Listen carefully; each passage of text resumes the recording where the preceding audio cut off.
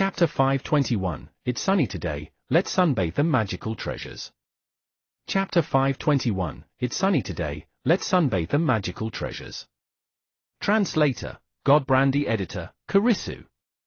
Song Shuhang guessed that the disposable flying swords might have been attracted toward his position due to the 10,000-mile flying escape technique in the small wooden box, which was also something Venerable White manufactured. However, the disposable flying swords had been roaming in space for already a month, right? Given their speed, they should have already flown to another planet of the solar system. Such being the case, why were they all flying in the proximity of the moon? The disposable flying swords came back? Venerable White was also baffled. He didn't really pay too much attention to those flying swords after launching them into space. After all, who would pay attention to the garbage they had just thrown out? Venerable White pondered for a moment and said, I might know the reason. Do you remember when I brought you guys to the Chu family 10 days ago to watch the battle on the grievance settling platform? At that time, while we were flying, I got bored and decided to close up for 2 days, right? While closing up, I created a very interesting sword formation that was related to karma. The karmic sword formation should be the reason all those disposable flying swords that were related to me came back. After a nap, booah! After closing up for 2 days, Senior White managed to create a karmic sword formation. Venerable White, you being this incredible is really making us depressed. However, only the recently launched disposable flying swords should have been summoned back, ha ha. Venerable White made a hollow laugh. The disposable flying swords that Venerable White launched into space hundreds of years ago shouldn't have been affected by the formation. Virtuous Buddhist sabresman replied honestly, the disposable flying swords I saw were indeed recently launched. It's just that the quantity was much higher than what I had expected. It was a given that Senior White had disassembled several other home appliances of unknown origins after he was done disassembling all those present in Medicine Master's multi-story building. Ahaha, there is no need to pay too much attention to those disposable flying swords. It has already been more than 10 days, and the effects of the karmic sword formation should be about to end. The disposable flying swords will leave on their own soon. Anyway, we are about to group up and explore the ancient ruins. We'll talk later. Venerable White sent a hand-waving emoji. Senior White, see you later, Song Shuhang replied. Then, just as Song Shuhang was preparing to put the phone away, another senior of the group got online. Su Clan 7, little friend Shuhang, are you online?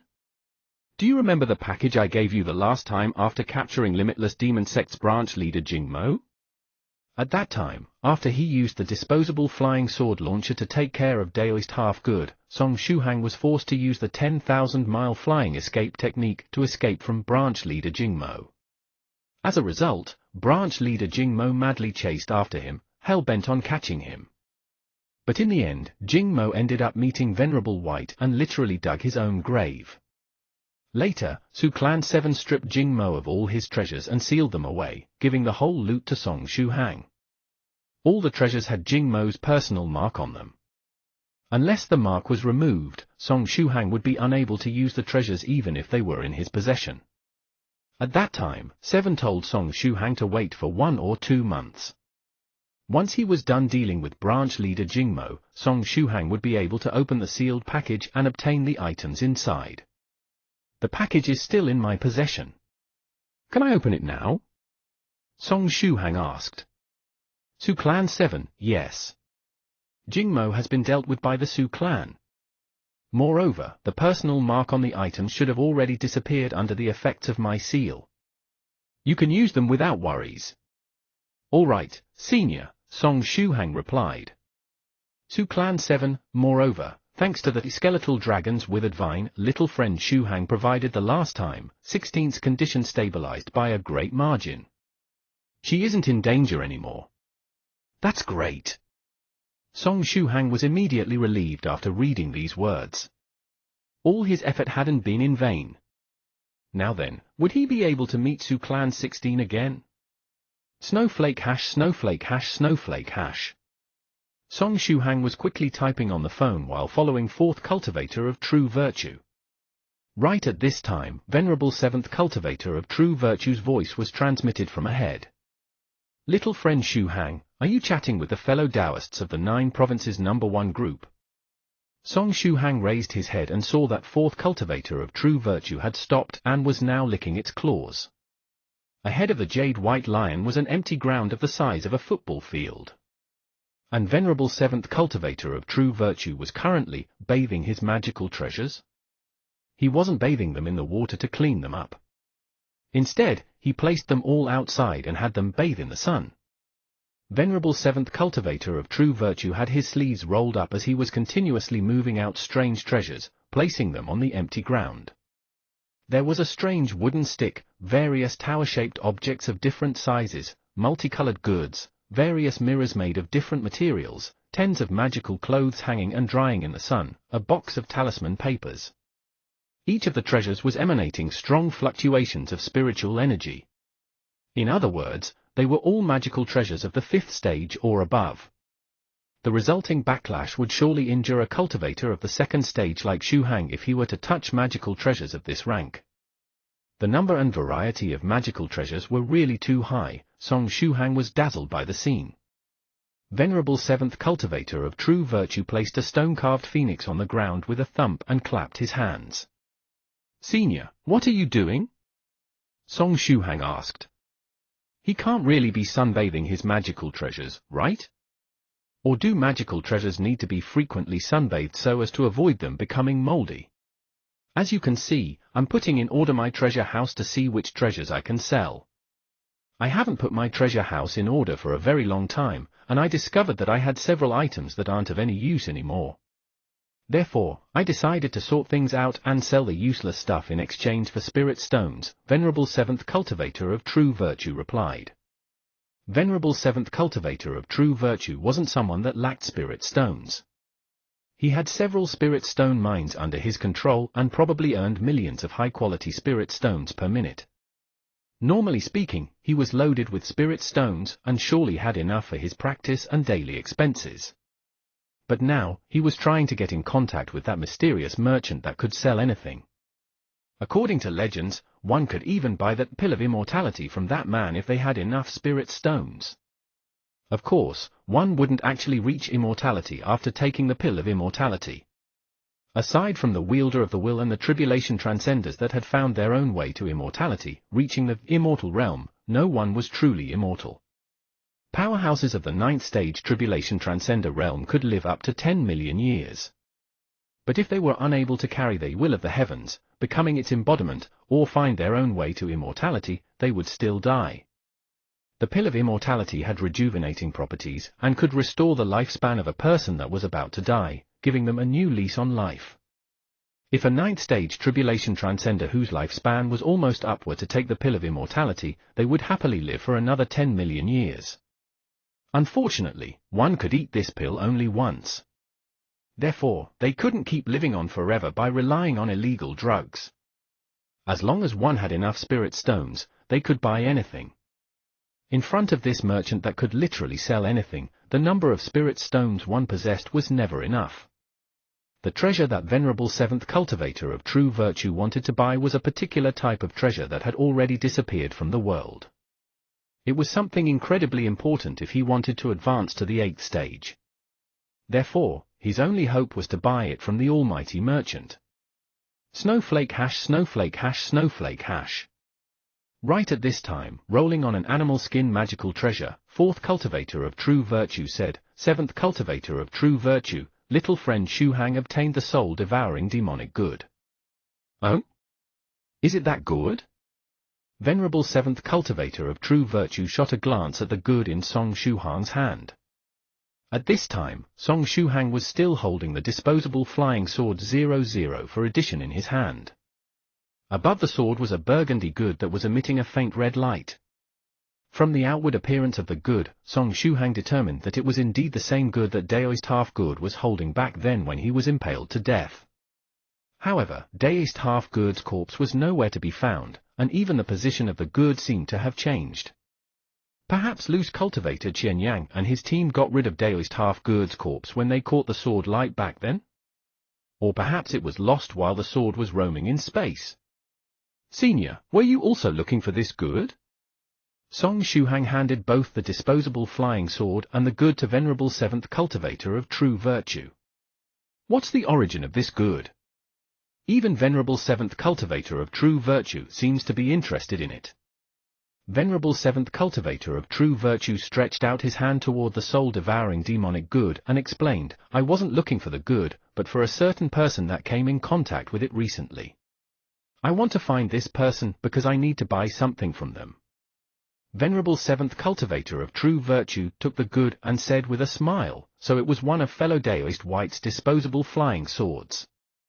No wonder the flying sword approached little friend Shuhang on its own. According to Wat Senior White, the reason the disposable flying swords he recently launched into space came back might be the karmic sword formation he comprehended 10 days ago, Song Shuhang replied. Venerable Seventh Cultivator of True Virtue nodded and said, Is this good something that fellow Daoist White sent into space? No, I am the one that sent the good into space.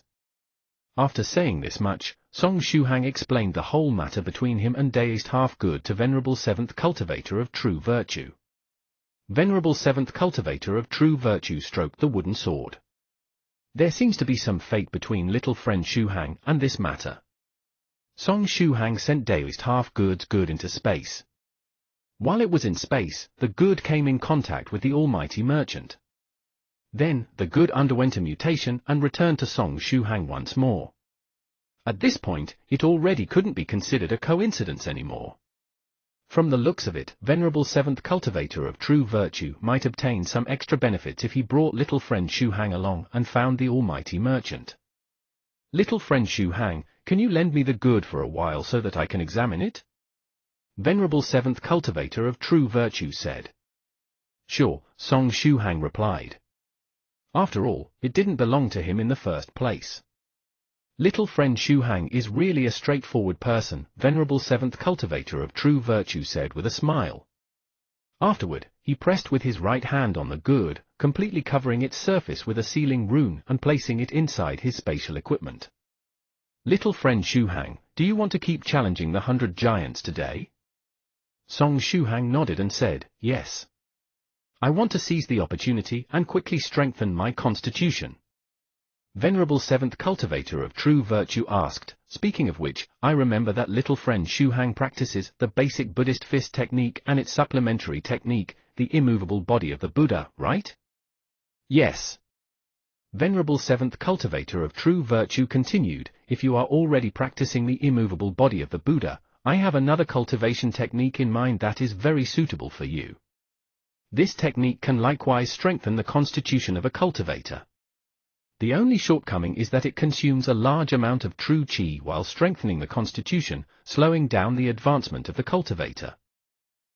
Actually, it's pretty good for the current you. After all, your true qi has already surpassed the amount your body can withstand. If you find any errors, ads pop up, ads redirect, broken links, non-standard content, etc., please let us know a report chapter, so we can fix it as soon as possible. Chapter 522, The Steel Hands Technique. Chapter 522, The Steel Hands Technique. Translator, Godbrandy Editor, Kurisu. Venerable Seventh Cultivator of True Virtue's description of the technique made Song Shuhang recall Dharma King Creation's Warring Buddha's true body, the signature technique of the Warring Buddha sect. After making his clothes explode, Dharma King Creation was able to fight against a blood demon of the 6th stage rank with his physical body of the 5th stage spiritual emperor rank. Senior, what kind of cultivation technique is this? Song Shuhang asked. Venerable Seventh Cultivator of True Virtue replied, the Steel Hands Technique. Question mark. Song Shuhang.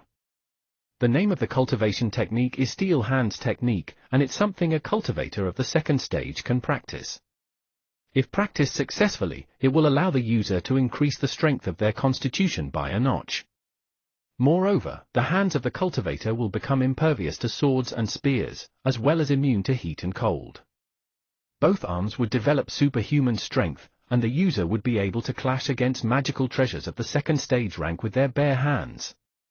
Venerable Seventh Cultivator of True Virtue continued. don't look down on the steel hands technique.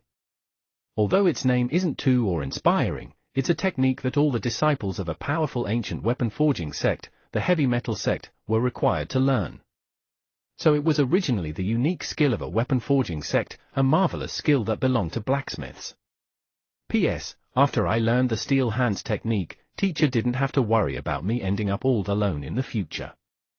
Even if I had to snatch it from others, I was going to try my best to get a woman. Random disciple of the heavy metal sect. Do you want to learn it? Venerable seventh cultivator of true virtue said with a smile. Song Shuhang clenched his teeth and said, yes. If it was called steel hands technique, so be it. At least, it was more pleasant sounding than golden bell cover, iron cloth shirt, or other techniques that had similar functions. Moreover, it was something useful to him. Why shouldn't he practice it? How many spirit stones do I need to pay to learn the steel hands technique? It's just a cultivation technique of the second stage. You can consider it as remuneration for lending me the good, venerable seventh cultivator of true virtue said with a smile. Cultivation techniques of the second stage were a very distant memory for him. After saying this much, venerable seventh cultivator of true virtue stretched out his hand and poked the air. In the next moment, a golden radiance flashed through his eyes and projected into the void, turning into the chant of the cultivation technique. The nearby fourth cultivator of true virtue opened its mouth and spat out a white paper sheet. Venerable seventh cultivator of true virtue pressed with his finger on the white paper. Immediately afterwards, the chant of the cultivation technique hovering midair fell onto the white paper. This is the chant of the steel hands technique. It's rather easy to learn, but if you don't understand something, you can ask fourth cultivator of true virtue, venerable seventh cultivator of true virtue said. In that case, I'll be impolite and accept it, Song Shuhang said as he took the white paper. Although it was only a cultivation technique of the second stage rank, it wasn't like those ordinary and widespread cultivation techniques such as the Earth Spirit Staff or Wave Splitting Palm. This cultivation technique was worth several spirit stones of the fifth stage, if not more.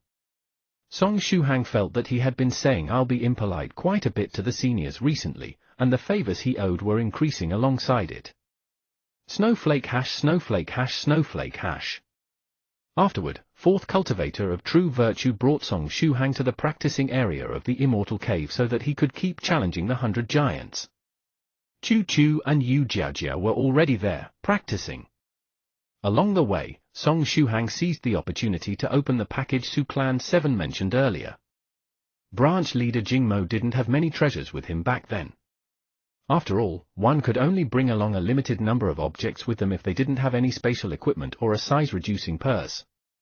The first object he found was the jet black flying sword. It was the signature flying sword of the Limitless Demon Sect and reluctantly reached the fourth stage rank. Its flying speed was ordinary, but its ability to make surprise attacks was pretty good. If placed inside a small school such as the Illusory Sword School, it would become the most treasured object of the sect. Then, there was a cloud-shaped magical treasure capable of flight. Song Shuhang could use it after reaching the fourth stage realm. The flying speed of this magical treasure wasn't bad. At that time, Jingmo was able to catch up with Song Shuhang even though the latter had used the 10,000-mile flying escape technique. However, Song Shuhang was currently unable to use it. Moreover, he had the Silver Dragon puppet, which had a better design, better speed, and more importantly, no restrictions on its use. Additionally, Song Shuhang would learn to ride a flying sword anyway after reaching the fourth stage. He wouldn't need this gadget. Perhaps he could sell it in exchange for spirit stones? The package also had some medicinal pills within. They were the type that could be used to treat injuries on the spot. Finally, there were a few spirit stones. The spirit stones were of the fourth stage rank, and there were 12 of them in total. One of them had been used to practice, and there was only half the quantity of spiritual energy left inside. If he were to subtract the 9 spirit stones of the fourth stage he owed Senior White, there were still 3 left. It was something worthy of celebration.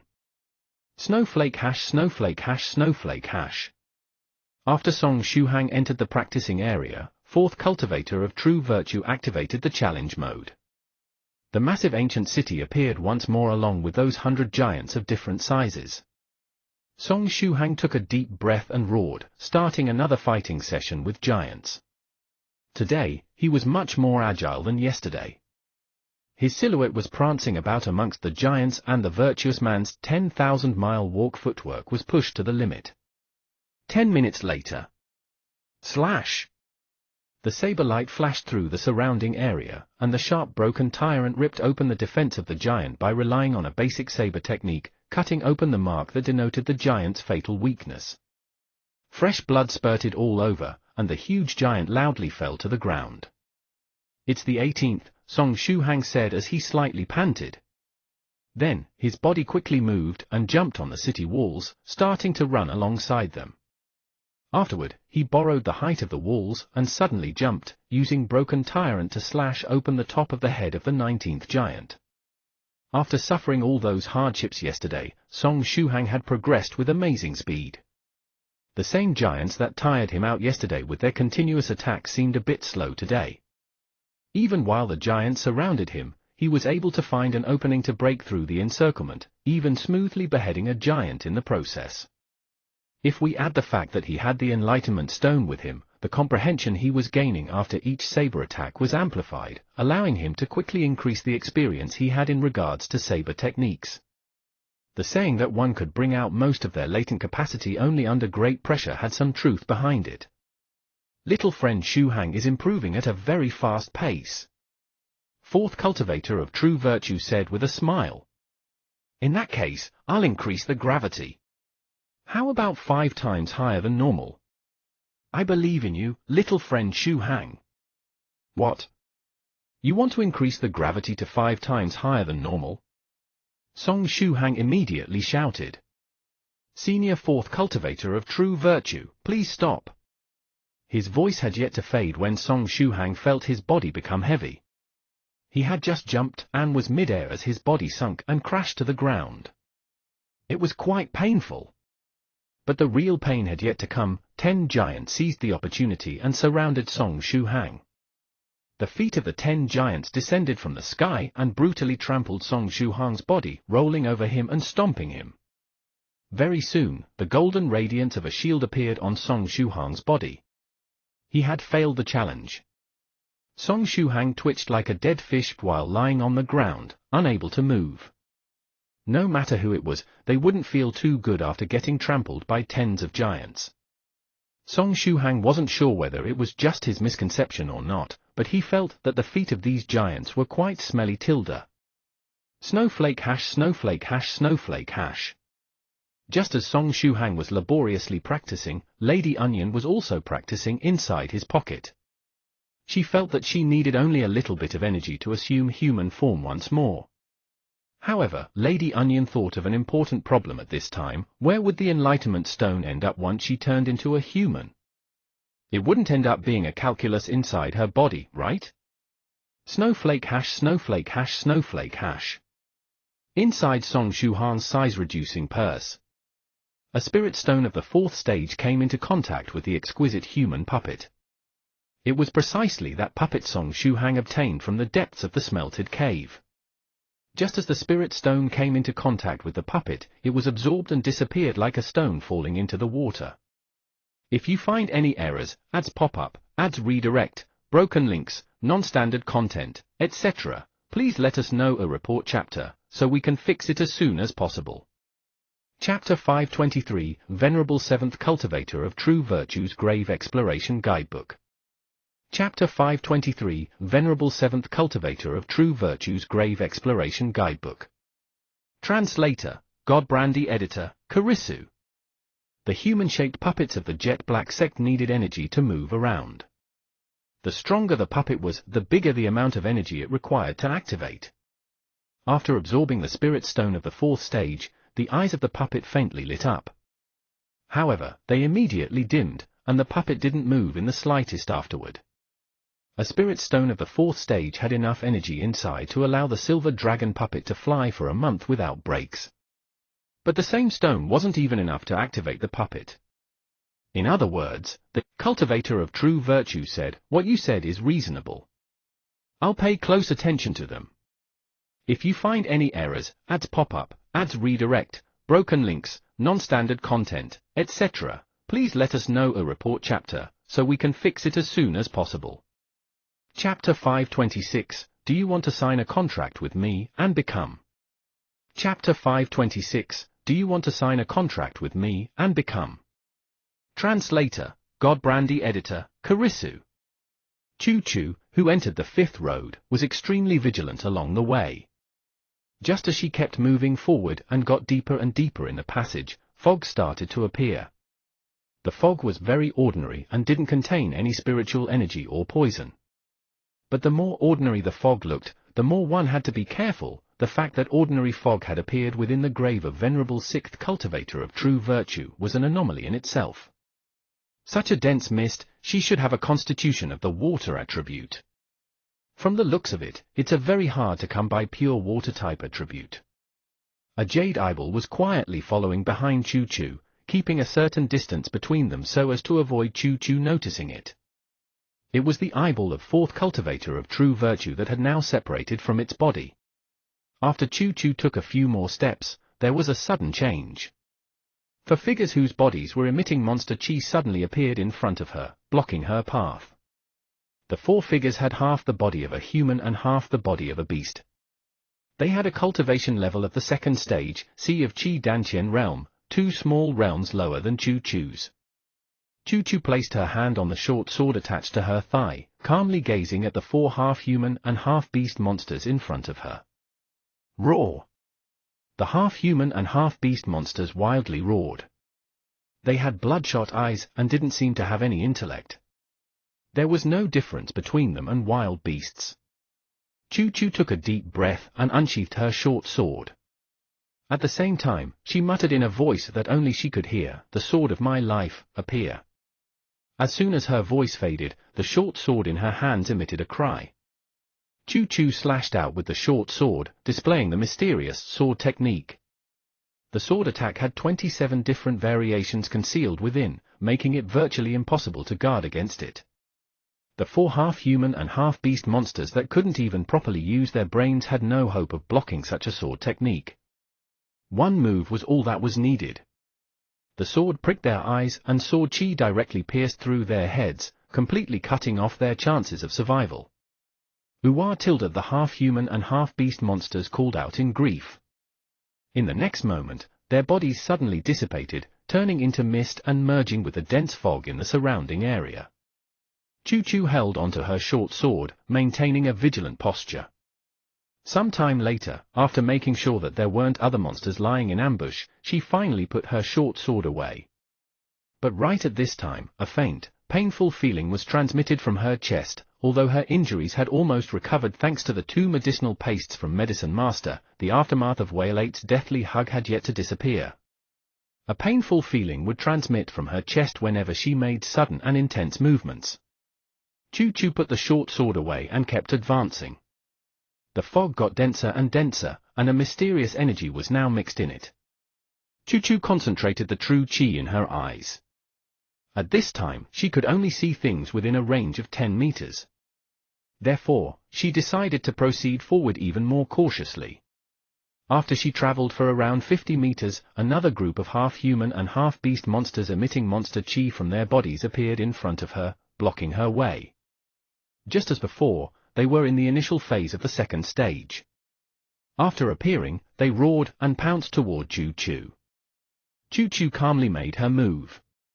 She displayed the mysterious sword technique once more and killed the 10 monsters. Then, she traveled for another 50 meters when another group of half-human and half-beast monsters blocked her way. Chu-Chu made her move once more, swiftly and efficiently getting rid of the group of monsters. This scene repeated 10 times in total. Chu-Chu ultimately killed 10 waves of half-human and half-beast monsters. The number of the monsters kept increasing after each wave. It won't keep going on forever, right? Chu-Chu muttered to herself. Just as she thought this, a blinding light appeared before her eyes. In the next moment, she was already out of that passage full of dense fog. At this time, she was in front of a chamber tomb one. The stone of the grave was very simple and didn't have the beautiful decorations one would expect. From the looks of it, a powerful cultivator had directly scooped out a huge rock and used it to manufacture the chamber tomb. In the center of the chamber tomb was a coffin made of gold. "Have I arrived in the depths of the grave of Venerable Sixth Cultivator of True Virtue?" Chu-Chu muttered to herself. That was it, so easy? After pondering for a moment, Chu-Chu stepped inside the chamber tomb. In the next moment, she felt her body become light. At the same time, the true Qi inside her Dantian suddenly rose. She, who was originally at the second stage, third Dantian Dragon Claw Dantian realm, was forcefully promoted a small realm. The true Qi inside her body suddenly increased and made her break through to the fourth Dantian, the Dragon Body Dantian, in one go. Compared to the first three Dantians that took her 4 or 5 years of hardships to break through, breaking through to the fourth one was so swift that Miss Chu-Chu almost cried. She would have never expected that she would advance a small realm in such a way. If all explorations of ancient graves were so amazing, she would never, ever turn down an invitation to explore an ancient grave. Just as Chu-Chu was lost in this beautiful process, the golden coffin showed some changes. The coffin suddenly opened. A figure that was wrapped up like a mummy drilled out of the coffin and started hovering midair, slowly approaching Chu-Chu. Chu-Chu immediately thought of unsheathing her short sword, but she discovered that she couldn't move her body, not even her fingers. She could only helplessly look at the mummy hovering midair as it arrived next to her. The mummy stretched out its hand and opened Chu-Chu's eyelids, looking at her eyeballs. Then, it pinched her nose and opened her mouth, checking out her tongue. What's happening? This is disgusting. After examining Chu-Chu's eyes, ears, nose, mouth, and tongue, the mummy grabbed Chu-Chu's palm and carefully looked at the lines above. Afterward, it placed Chu-Chu on the ground and took off her shoes and stockings, held her jade feet and carefully inspected the lines on her soles. Chu-Chu was extremely embarrassed and wished she could die. After examining Chu-Chu's soles, the mummy returned next to the golden coffin and picked up a turtle shell, squeezing 3 copper coins inside. After standing still for a moment, the figure seemed to have realized that the number of coins wasn't enough. Therefore, it squeezed 5 more coins inside, reaching an auspicious number. Chu-Chu muttered, "Is this mummy trying to perform a divination?" It was indeed performing a divination. In the next moment, the mummy counted on its fingers and squeezed several runes inside the turtle shell.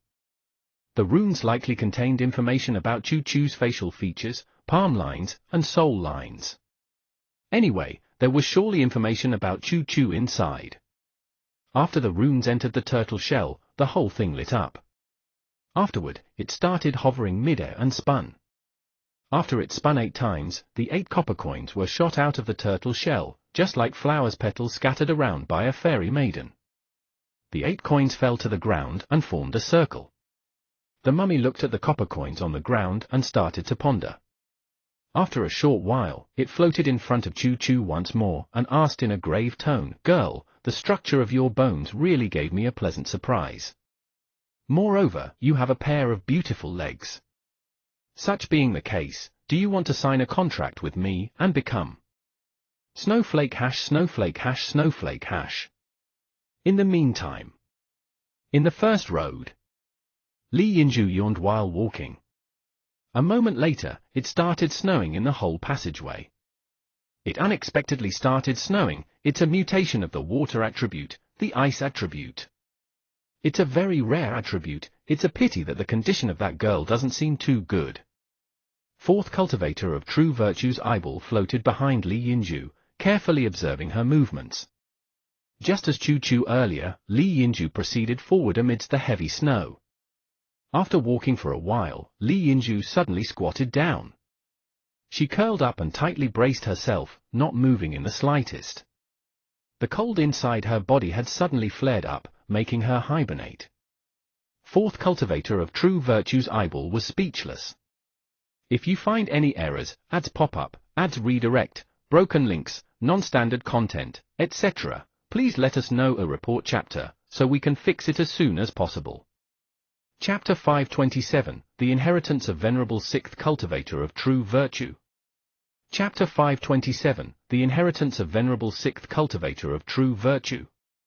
Translator, Godbrandy Editor, Karisu. ZZZZZZZ. Li Yinzhu. After hibernating, Li Yinzhu started to sleep soundly. The jade white eyeball sighed and floated up, arriving next to her body.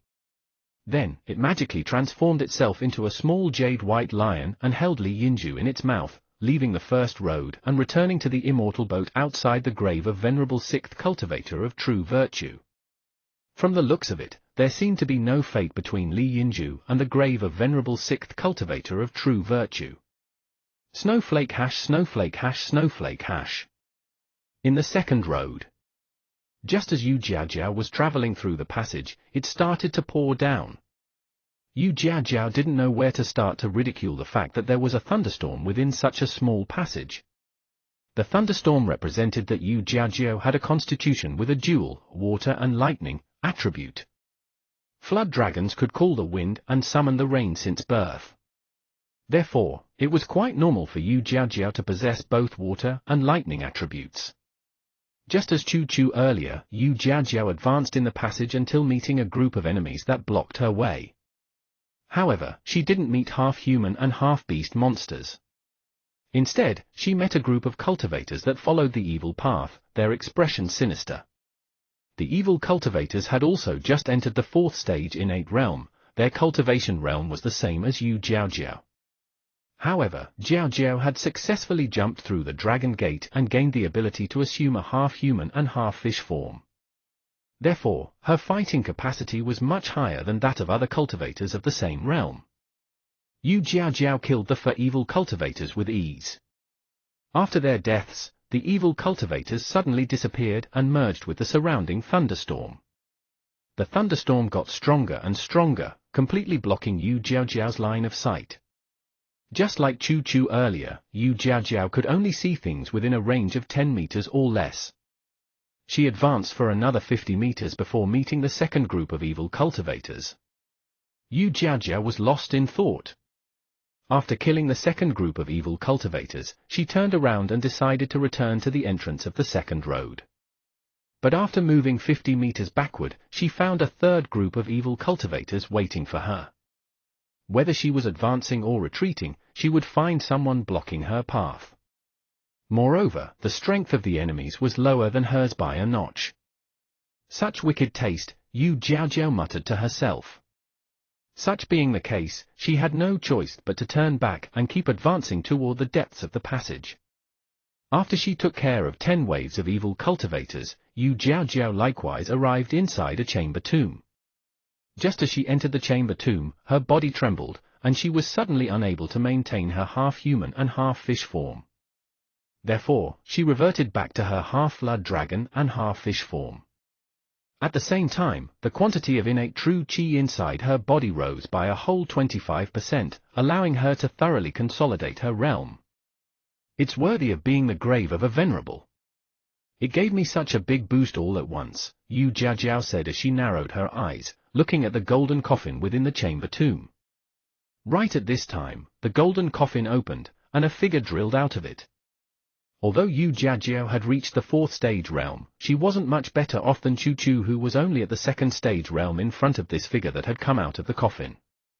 Her body was also affected by an immobilizing technique and couldn't move in the slightest. The figure that had drilled out of the coffin floated until arriving next to Yu Jiajiao. Then, it checked her eyes, ears, nose, mouth, and tongue, as well as her foreclaws and tail. Afterward, the figure took out a turtle shell and squeezed 8 copper coins inside. The turtle shell hovered mid-air and threw out the copper coins that disorderly arranged themselves on the ground. Eh? This divination? Sigh, what a pity. I'm sorry, little girl. It seems you are not the person I'm looking for. Although your legs were indeed beautiful while you were in half-human and half-fish form, there is bound to be no fate between us, the figure that had come out of the coffin said regretfully. Yu Jiajiao. But don't lose hope. Although there is no fate between us, I'll still give you a consolation prize.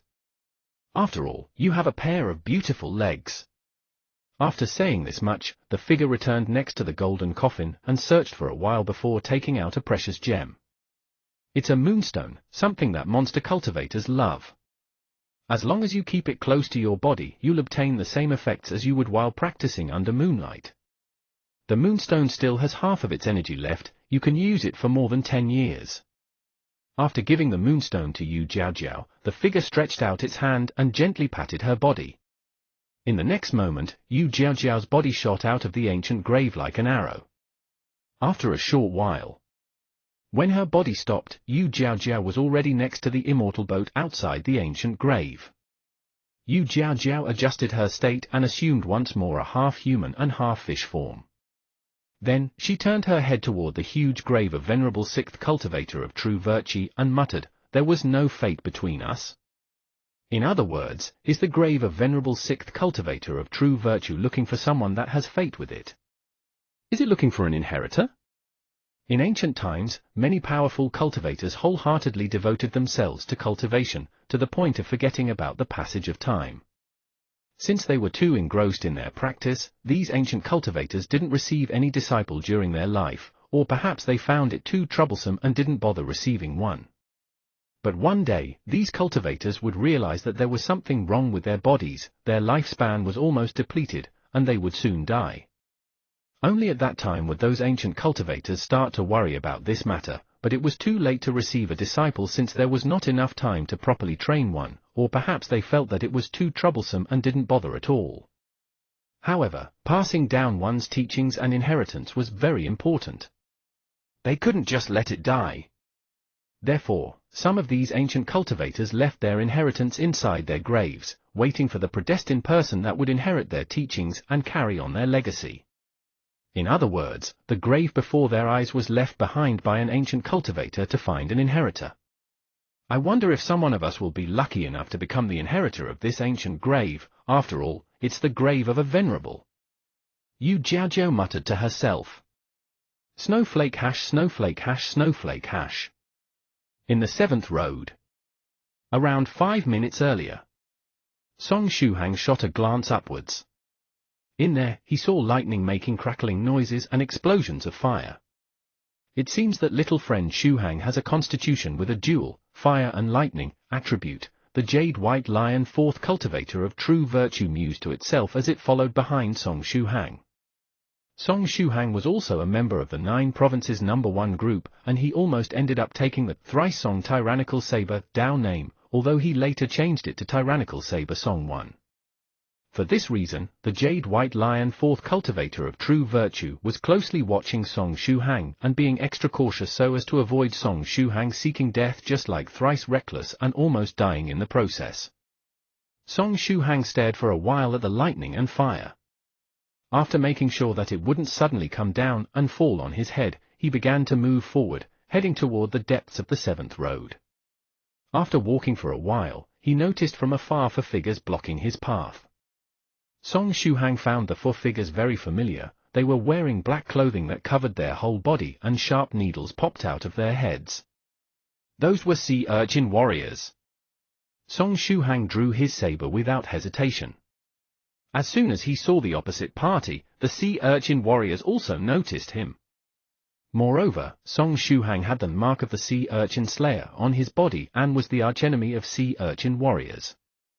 There was no chance of reconciliation. Such being the case, he had to take the initiative and gain the upper hand. Song Shuhang had now reached the 2nd stage, 2nd Dantian Dragon-tail Dantian realm. On the other hand, the 4 sea urchin warriors were all in the initial phase of the 2nd stage realm. Their cultivation level was 1 small realm lower than his. Although the opposite party had 4 people, Song Shuhang had more than 80% probability of winning with all the treasures and talismans in his possession. If you find any errors, ads pop-up, ads redirect, broken links, non-standard content, etc., please let us know a report chapter, so we can fix it as soon as possible. Chapter 528, Do you want to sign a contract with me and become the 8th cultivator of True Virtue? Chapter 528, Do you want to sign a contract with me and become the 8th cultivator of True Virtue? Translator, Godbrandy Editor, Karisu. Song Shuhang roared, Tyrannical Whirlwind Slash. In the next moment, Song Shuhang displayed the virtuous man's 10,000-mile walk footwork and moved as fast as lightning, slashing at the sea urchin warrior to the rightmost side. Although what he shouted was tyrannical whirlwind slash, what he used was the flaming saber technique. It was something that Song Shuhang had learned after witnessing the battle between the disciples of the illusory sword school and the Chu family on the grievance settling platform. While fighting someone head-on, loudly shouting the name of a powerful technique could help strengthen one's imposing manner and slightly increase the strength of the move. But if one shouted the real name of the technique they were going to use, it would be very easy for the enemy to counter it. Therefore, most cultivators shouted casual or inspiring technique names while battling. There were several reasons for it. For example, they could strengthen their imposing manner, confuse the enemy, and, if the real name of their technique sucked, they could just use a fake name to cover it up. In short, if one shouted aloud a blade storm and then used an savage impact, there was a chance that they could happily *CK over an opponent that was unaware of what was going on. Unfortunately, the 4 sea urchin warriors that Song Shuhang was fighting against weren't pushovers. Their eyes were bloodshot, and they had lost their ability to reason. Therefore, they weren't using any sophisticated strategy while fighting. Just as the sea urchin warrior to the rightmost side saw Song Shuhang slashing at him, he disregarded his safety and used his chest to block the flaming saber technique. Afterward, he stretched out his hand and tried to grab the treasured saber-broken tyrant. It wanted to give its 3 companions the possibility of counter-attacking. They have the same fighting style as real sea urchin warriors, Song Shuhang muttered to himself. He wasn't even a little bit scared while facing these sea urchin warriors ready to throw away their lives in order to take him down. Song Shuhang's eyes lit up and recorded each and every action of the sea urchin warriors. At the same time, a strange feeling welled up in his heart, in his eyes. The actions of the 4 sea urchin warrior were slow and riddled with flaws.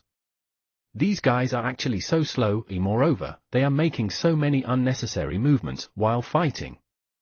If they plan to rely on their basic speed and not on some footwork, let alone these 4, even if 10 sea urchin warriors were surrounding me, they wouldn't be able to injure me. When Song Shuhang borrowed young Master Phoenix Slayer's CPU to increase his comprehension of martial techniques back then, he obtained a large amount of basic knowledge as well. As if that wasn't enough, he constantly fought against the 100 giants during the past 2 days. As a consequence, his eyesight and fighting experience had increased by leaps and bounds without him even noticing. While facing these sea urchin warriors that were ready to throw away their lives in order to take him down, Song Shuhang decided to activate the Green Breeze Speed Boost. Green Breeze Speed Boost. A green wind started to circle around his body, increasing his speed quite a bit. Next, saber light flashed through the surrounding area. The sea urchin warrior to the rightmost side wasn't even able to grab the saber when he was shrouded in flames and burned to ashes. Afterward, Song Shuhang lightly spun his wrist and used the inverted scale saber technique, dragon dance style, before the other 3 sea urchin warriors could launch their attacks. The saber chi turned into a dragon that spiraled in the air as though it was dancing. Ding, ding, ding! The dragon dance style completely blocked the attacks of the 3 sea urchin warriors. In addition, they reeled backward due to the power of the saber chi, retreating again and again. After making the 3 sea urchin warriors retreat, Song Shuhang didn't seize the opportunity to attack them. Instead, he relied on the speed the Green Breeze Speed Booster granted him and dashed toward the depths of the ancient grave, not wasting time fighting the 3 sea urchin warriors. The speed of the Green Breeze Speed Boost coupled with the virtuous man's 10,000-mile walk was more than enough to leave the 3 sea urchin warriors in the dust. Snowflake hash, snowflake hash, snowflake hash. After Song Shuhang advanced for another 50 meters, he discovered that there was an additional group of sea urchin warriors blocking his path. This time, there were 10 of them. They had sinister expressions on their faces and were stubbornly staring at Song Shuhang with their bloodshot eyes. Roar! Song Shuhang opened his mouth and roared. He used the roaring lion's technique in conjunction with the innate skill of his mouth aperture, the illusory sound. After hearing the roar, the bodies of the 10 sea urchin warriors stiffened. They had been affected by the roar of the lion. Song Shuhang seized the opportunity and jumped, leaping over the heads of the 10 sea urchin warriors. Since the effects of the green breeze speed boost had yet to disappear, he kept running about madly through the passageway. Just like that, Song Shuhang relied on that illusory sound plus Roaring Lion's technique combo, as well as the speed-increasing effects of the green breeze speed boost and Virtuous Man's 10,000-mile walk techniques, to get past 5 waves of sea urchin warriors. By the time he encountered the 6th wave, the number of sea urchin warriors in the wave had already reached 20. There were simply too many of them, and he couldn't leap over them as he did before. Moreover, the effects of the green breeze speed boost had disappeared as well. "It seems I'll have to fight them head-on," Song Shuhang said. Even if they were brain-dead and could only rely on their instinct to fight, being incapable of using footwork, cultivation techniques, and martial skills, 20 sea urchin warriors in the initial phase of the second stage realm were rather difficult to deal with. Thereupon, Song Shuhang put his hand in his pocket. He was planning to use a sword talisman to take care of this group of sea urchin warriors. Just as Song Shuhang was preparing to fight the group of sea urchin warriors head-on, a roar was transmitted from behind. The 5 waves of sea urchin warriors that he had left behind earlier had now gathered together, changing into an army of sea urchin warriors that was dashing about madly toward him. Song Shuhang lamented, "They all ran until here, Sai, couldn't they have obediently stayed where they were after I leapt over them?" Therefore, Shuhang made up his mind and immediately took out the sword talisman, activating it. But just as he activated the sword talisman misfired, and no sword chi burst forth. What's happening? Did I end up with one of Senior 7 Lives' talisman defective products? Song Shuhang immediately picked up another sword talisman and activated it. However, the second sword talisman also misfired. If the problem doesn't lie with the sword talismans, is it possible that the grave of Venerable 6th Cultivator of True Virtue is the real culprit? Song Shuhang's guess was correct.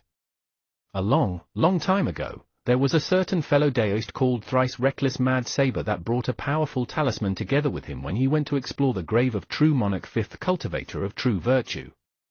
As coincidence would have it, Thrice Reckless Mad Saber ended up using the powerful talisman. As a result, he almost made the grave of True Monarch 5th Cultivator of True Virtue explode and nearly killed himself in the process. Thereupon, there were many formations inside the grave of Venerable 6th Cultivator of True Virtue that restricted the use of talismans. Snowflake hash snowflake hash snowflake hash. Song Shuhang had no choice but to put the sword talismans away and tightly grab the treasured saber-broken tyrant. Had I known earlier that all of this would happen, I would have directly killed each wave of sea urchin warriors when I met them. However, it was too late to cry over spilled milk. The army of sea urchin warriors roared and madly pounced toward him. Their claws, teeth, needles, each part of their body was a powerful weapon. Inverted scale saber technique, dragon scale style. The saber chi turned into dragon scales that tightly wrapped Song Shuhang, protecting him. Although there was a large number of sea urchin warriors, only a few of them could attack Song Shuhang at the same time. The dragon scale style completely blocked their attacks. At the same time, Song Shuhang started his counterattack. The basic Buddhist fist technique, the flaming saber technique, the Roaring Lion's technique, and that Steel Hand's technique that he had studied yesterday, gaining some superficial knowledge, burst forth all together. Snowflake hash snowflake hash snowflake hash. After a hard battle, Song Shuhang was finally able to get rid of the group of sea urchin warriors. The group of sea urchin warriors was in an unusual state. They had bloodshot eyes and didn't even bother cooperating with each other, fighting only by relying on their instincts. Although they had reached the second stage realm, their real fighting capacity was only comparable to that of a cultivator of the first stage, with 3 or 4 apertures opened. As a consequence, Song Shuhang managed to exterminate them even though the opposite party had way superior numbers. After their deaths, the corpses of the sea urchin warriors didn't stay behind. They turned into fire and lightning and soared into the sky, merging with the fire and lightning existing in the passage. Song Shuhang raised his head and looked upward, toward the fire and lightning above his head. As expected, those sea urchin warriors weren't living creatures, but something that the grave of Venerable 6th Cultivator of True Virtue created. But why did the grave create these sea urchin warriors and made me fight them? What was the meaning behind it? Forget it. There is no need to think too much about it. I need to traverse the seventh road and reach the depths of the ancient grave first, maybe I'll find the answer there. After thinking this much, Song Shuhang kept advancing along the seventh road, heading toward the depths of the ancient grave. This time, Song Shuhang didn't use tricks and immediately got rid of the next waves of sea urchin warriors as soon as he encountered them. Just like the others, Song Shuhang also reached the chamber tomb of Venerable Sixth Cultivator of True Virtue's grave after taking care of 10 waves of sea urchin warriors. The huge chamber tomb was very simple and without decorations. There was also a golden coffin in the center. Just as he entered the chamber tomb, Song Shuhang noticed that the amount of true qi inside his body suddenly increased. Is this a trap? No, it doesn't seem a trap, it should be the reward for getting past the seventh road. But the timing of this reward is truly horrible. So unlucky. Song Shuhang's heart was in pain. During the past 2 days, he went through many hardships and was able to strengthen his constitution by a notch after experiencing the Mount Tai Seal and battling against the 100 giants. Thanks to that, his Sea of Qi Danqian wasn't swelled and on the verge of exploding anymore. But little did he expect that he would have a fortuitous encounter that would make his true qi increase soon after getting rid of the calamity. His Sea of Qi Danqian had swelled and become a little painful. Moreover, he felt once more as if he could explode at any time. Painful, painful, painful. I feel as if I'm about to explode. I won't die here, right? Just as Song Shuhang was in deep thoughts, the golden coffin in the center of the chamber tomb opened. A mummy-like figure drilled out of the coffin and floated until arriving next to Song Shuhang. As soon as the mummy started to hover midair, Song Shuhang felt as though his body had been immobilized. He couldn't move any part of his body except for his eyeballs. After floating next to Song Shuhang, the mummy stretched out its hand and opened his eyelids, checking his eyeballs. Then, it checked his nose and mouth. Afterward, it forcefully opened his mouth and checked his tongue. After examining Song Shuhang's 5 sensory organs, the mummy grabbed his palms and checked the lines above. After checking the lines of his hands, it placed Song Shuhang on the ground and grabbed his legs, taking off his shoes and glancing at the lines on his soles. Song Shuhang felt that his current posture was rather embarrassing, almost making him wish he could die. After inspecting Song Shuhang's soles, the mummy sighed with emotion and said, "Your legs aren't bad, unfortunately, you are a man." Song Shuhang. If I were a woman, I would have already sued you for sexual harassment. Aya. After placing Song Shuhang's legs down, the mummy floated toward the golden coffin and took out a turtle shell, squeezing 8 copper coins inside. Afterward, it changed the information about Song Shuhang's facial structure, palm lines, and soul lines into runes, likewise squeezing them inside the turtle shell. The turtle shell started to shake and spun several times before throwing out the various copper coins. After falling to the ground, the 8 copper coins orderly disposed themselves into 2 rows of 4 coins each. It was a rather strange divination. The mummy stared at the result of the divination for quite a while. Then, it stretched out its hand and started to count on its fingers. After a good while, it floated next to Song Shuhang once more and said, "Youth, although you are a man, the structure of your bones left a deep impression on me. Moreover, the shape of your legs isn't bad, either." Song Shuhang. Cough, I'm not sure how to explain it, but I wasn't able to properly calculate the fate between us. Half of the divination implies that there is a very strong fate between us, the other half implies that there is no fate at all. I have no idea how to interpret such a weird divination, the mummy said. Song Shuhang. Are divinations and the sort even reliable? As soon as the word divination was mentioned, Song Shuhang immediately thought of Immortal Master Copper Trigram from the 9 Provinces #1 group. It was common knowledge in the group that one had to take for good the exact opposite of what Immortal Master Copper Trigram had predicted. But what would one do if Immortal Master Copper Trigram got 2 contradictory answers from the divination? What was the opposite in that case? It was a rather interesting topic. The mummy continued with its speech. How about this, since the shape of your legs was pretty good, do you want to sign a contract with me and become the 8th cultivator of true virtue? You don't really have to give so much face to my legs. Song Shuhang ridiculed in his heart. Anyway, as soon as the mummy said those words, Song Shuhang immediately took notice of the following words, 8th cultivator of true virtue. Signing a contract and becoming the 8th cultivator of true virtue. What does that mean? Many things started to resurface in Song Shuhang's mind. Venerable 7th cultivator of true virtue had a lion-shaped clone called 4th cultivator of true virtue. The seniors of the 9 provinces No. 1 group once explored the grave of true monarch 5th cultivator of true virtue. At this time, he and the others were exploring the grave of venerable 6th cultivator of true virtue. Song Shuhang immediately thought of a possibility. Is it possible that 4th cultivator of true virtue, 5th cultivator of true virtue, 6th cultivator of true virtue, and venerable 7th cultivator of true virtue all signed a contract with someone and became the XXX cultivator of true virtue? If I sign the contract, will I become the 8th cultivator of true virtue? Such being the case, why did the Jade White Lion 4th cultivator of true virtue become venerable 7th cultivator of true virtue's clone? Snowflake hash snowflake hash snowflake hash.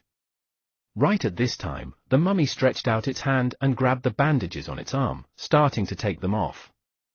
Then, just as silk that was being spun from a cocoon, all the bandages wrapping the body of the mummy came down, revealing its true body. Beneath the thick bandages was an elegant woman. The woman was wearing a light green skirt. Her light green skirt had butterflies embroidered above and was slit until the thighs. It was both sexy and elegant. The butterflies could even move around, and it felt as though they were dancing on the skirt while flapping their wings. The woman had long golden hair that resembled a mass of golden threads, shining to the point of the being dazzling. Her eyebrows and eyelashes were also golden.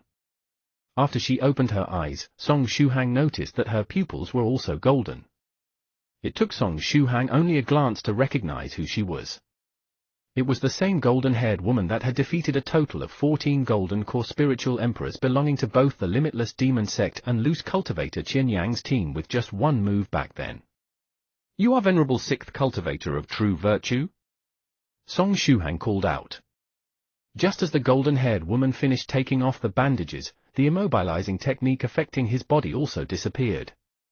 Is this woman really venerable 6th cultivator of true virtue? But she is alive and kicking. Song Shuhang could sense powerful fluctuations of life energy emitted from her body. She wasn't a puppet, a zombie, a resentful ghost, or anything of the sort. But why did she build the grave of venerable 6th cultivator of true virtue and bury herself in the golden coffin if she's still alive? Is it possible that it's a hobby of hers? Yes, I'm indeed 6th cultivator of true virtue, the golden-haired woman said indifferently. But although I had reached the venerable realm once, my current strength is limited to the 6th stage true monarch realm. Kid, what do you think? Do you want to sign a contract with me and become the 8th cultivator of true virtue? In the neighboring symmetrical chamber tomb, 6th cultivator of true virtue asked Chu Chu the same question. If you find any errors, ads pop up, ads redirect, broken links, non-standard content, etc., please let us know a report chapter, so we can fix it as soon as possible. Chapter 529, The Primordial Treasure 9 Virtues Phoenix Saber. Chapter 529, The Primordial Treasure 9 Virtues Phoenix Saber. Translator, Godbrandy Editor, Karisu. So, this golden-haired woman is really venerable 6th cultivator of true virtue. In addition, although she had once reached the 7th stage venerable realm, her strength decreased and returned to the 6th stage true monarch realm for some reason. Eventually, she built the grave of venerable 6th cultivator of true virtue and buried herself within. After that, venerable 7th cultivator of true virtue took the place of the other cultivators of true virtue that had retired and started to represent them in the world. In other words, if I sign this contract and become the 8th cultivator of true virtue, will I also replace venerable 7th cultivator of true virtue someday in the future? At this time, the golden-haired woman asked once again, so, what about it? Do you want to sign the contract? Song Shuhang replied, Senior 6th Cultivator of True Virtue, can you tell me in detail about this matter of becoming the 8th Cultivator of True Virtue first? Song Shuhang had no idea what was going on. How could he casually sign the contract? I knew you would ask this question. Therefore, I prepared myself beforehand. The golden-haired woman took something out of her clothes. It was a precious stone that had several frames recorded inside with the usage of a magical technique. It was one of the several methods that cultivators used in the past to record things, before the invention of cameras and the likes. Here it is. Luckily, I kept this stone with me. Although it's a bit old, it's still working, the golden-haired woman said. After she finished speaking, 6th Cultivator of True Virtue activated the precious stone, and the picture of an ancient grave was projected midair. It was the picture of a plain chamber tomb with no decorations. There was a silver coffin inside, as well as a signboard with the following words written on it, Here lies the body of True Monarch 5th Cultivator of True Virtue. It was the grave of True Monarch 5th Cultivator of True Virtue. In the video, the lid of the silver coffin was slowly pushed to one side, and a figure came out of the coffin. The figure had a faint smile on his face and seemed rather amiable. As soon as the man came out of the coffin, Song Shuhang called out, True Monarch Fallout. The figure that came out of the coffin was precisely that senior from the 9 Provinces No. 1 group, True Monarch Fallout. Song Shuhang remembered that True Monarch Fallout was a very patient senior. Not long ago, when the 9 Provinces No. 1 group fought against the Blood Demon, it was precisely True Monarch Fallout that sat next to Song Shuhang and explained to him everything about the battle. Afterward, he managed to place amongst the first 5 in the hand-guided tractor competition and went to explore the ancient ruins together with Venerable White. True Monarch Fallout is unexpectedly the 5th Cultivator of True Virtue. True Monarch Fallout? Oh, you must be referring to 5th Cultivator of True Virtue's 30-something generation descendant. That kid is rather hard-working. He reached the True Monarch realm at such a young age, the golden-haired woman said thoughtlessly. Song Shuhang. If even his descendant 30-odd generations later has the same face, this 5th Cultivator of True Virtue must have some pretty incredible genes, right? Such being the case, do True Monarch Fallout's father, grandfather, and uncles also have the same face? Snowflake hash snowflake hash snowflake hash. In the video, True Monarch Fallout's ancestor, 5th Cultivator of True Virtue, floated above the silver coffin. From the looks of it, he was patiently explaining something to a young cultivator. After Song Shuhang looked at the young cultivator, he discovered that it was Venerable 7th Cultivator of True Virtue. Venerable 7th Cultivator of True Virtue looked very young in the video, but his cultivation realm was still at the 4th stage innate realm or above. He was riding a flying sword in the video, something that only cultivators of the 4th stage could do. Is that a picture of Venerable 7th Cultivator of True Virtue exploring the grave of True Monarch 5th Cultivator of True Virtue? The picture should have been taken before he signed the contract and became the 7th Cultivator of True Virtue. Right at this time, True Monarch 5th Cultivator of True Virtue started his explanation. Becoming the 7th Cultivator of True Virtue isn't related to a vocation, and you won't become my disciple after signing the contract, either. To be precise, 5th Cultivator of True Virtue, 6th Cultivator of True Virtue, 7th Cultivator of True Virtue, and so on aren't down names of the same lineage or vocation. What links these several names together is a primordial treasure. Just like his descendant 30-plus generations later, 5th Cultivator of True Virtue was a very patient man and explained things thoroughly. A primordial treasure? In the video, the young Venerable 7th Cultivator of True Virtue was a bit confused. Song Shuhang, who was looking at the scene, was likewise confused. What links the various XXX cultivators of True Virtue together is a primordial treasure. Although I don't know what a primordial treasure is, it should be a type of magical treasure, right? But why are their names related to a magical treasure? True Monarch 5th Cultivator of True Virtue continued with his explanation. This primordial treasure is called 9 Virtues Phoenix Saber, and there are 9 transformation seals on its blade. After each transformation, the strength of the blade would increase by 1 stage. When I obtained the 9 Virtues Phoenix Saber from the 4th Cultivator of True Virtue, it had already undergone 5 transformations. Afterward, I refined it until the number of transformations reached 6. After completing my mission, I passed it to the 6th cultivator of true virtue, giving them the task to keep refining the saber. In the video, the young venerable 7th cultivator of true virtue said, in other words, after inheriting the Tao named 7th cultivator of true virtue, I'll inherit the 9 virtues Phoenix Saber as well. Then, I'll keep refining it, and once I succeed, I'll pass it to the 8th cultivator of true virtue. Yeah, that's it. True Monarch 5th cultivator of true virtue nodded and said, such being the case, do you want to sign a contract with me? After signing the contract, the legendary primordial treasure 9 virtues Phoenix Saber would become yours. No, venerable 7th cultivator of true virtue refused and said, after inheriting the 7th cultivator of true virtue Tao name, not only I would have to spend a lot of effort to refine the 9 virtues Phoenix Saber, but I would also bear its restriction, and someday in the future, I would have to hand it over to someone else. How does any of it benefit me? If there weren't enough benefits to move the heart of a cultivator, how could they accept to inherit the 9 virtues Phoenix Saber willingly? True Monarch 5th cultivator of true virtue said with a laugh. After you officially inherit the 9 virtues Phoenix Saber, you will obtain a volume of the 9 transformations Phoenix technique.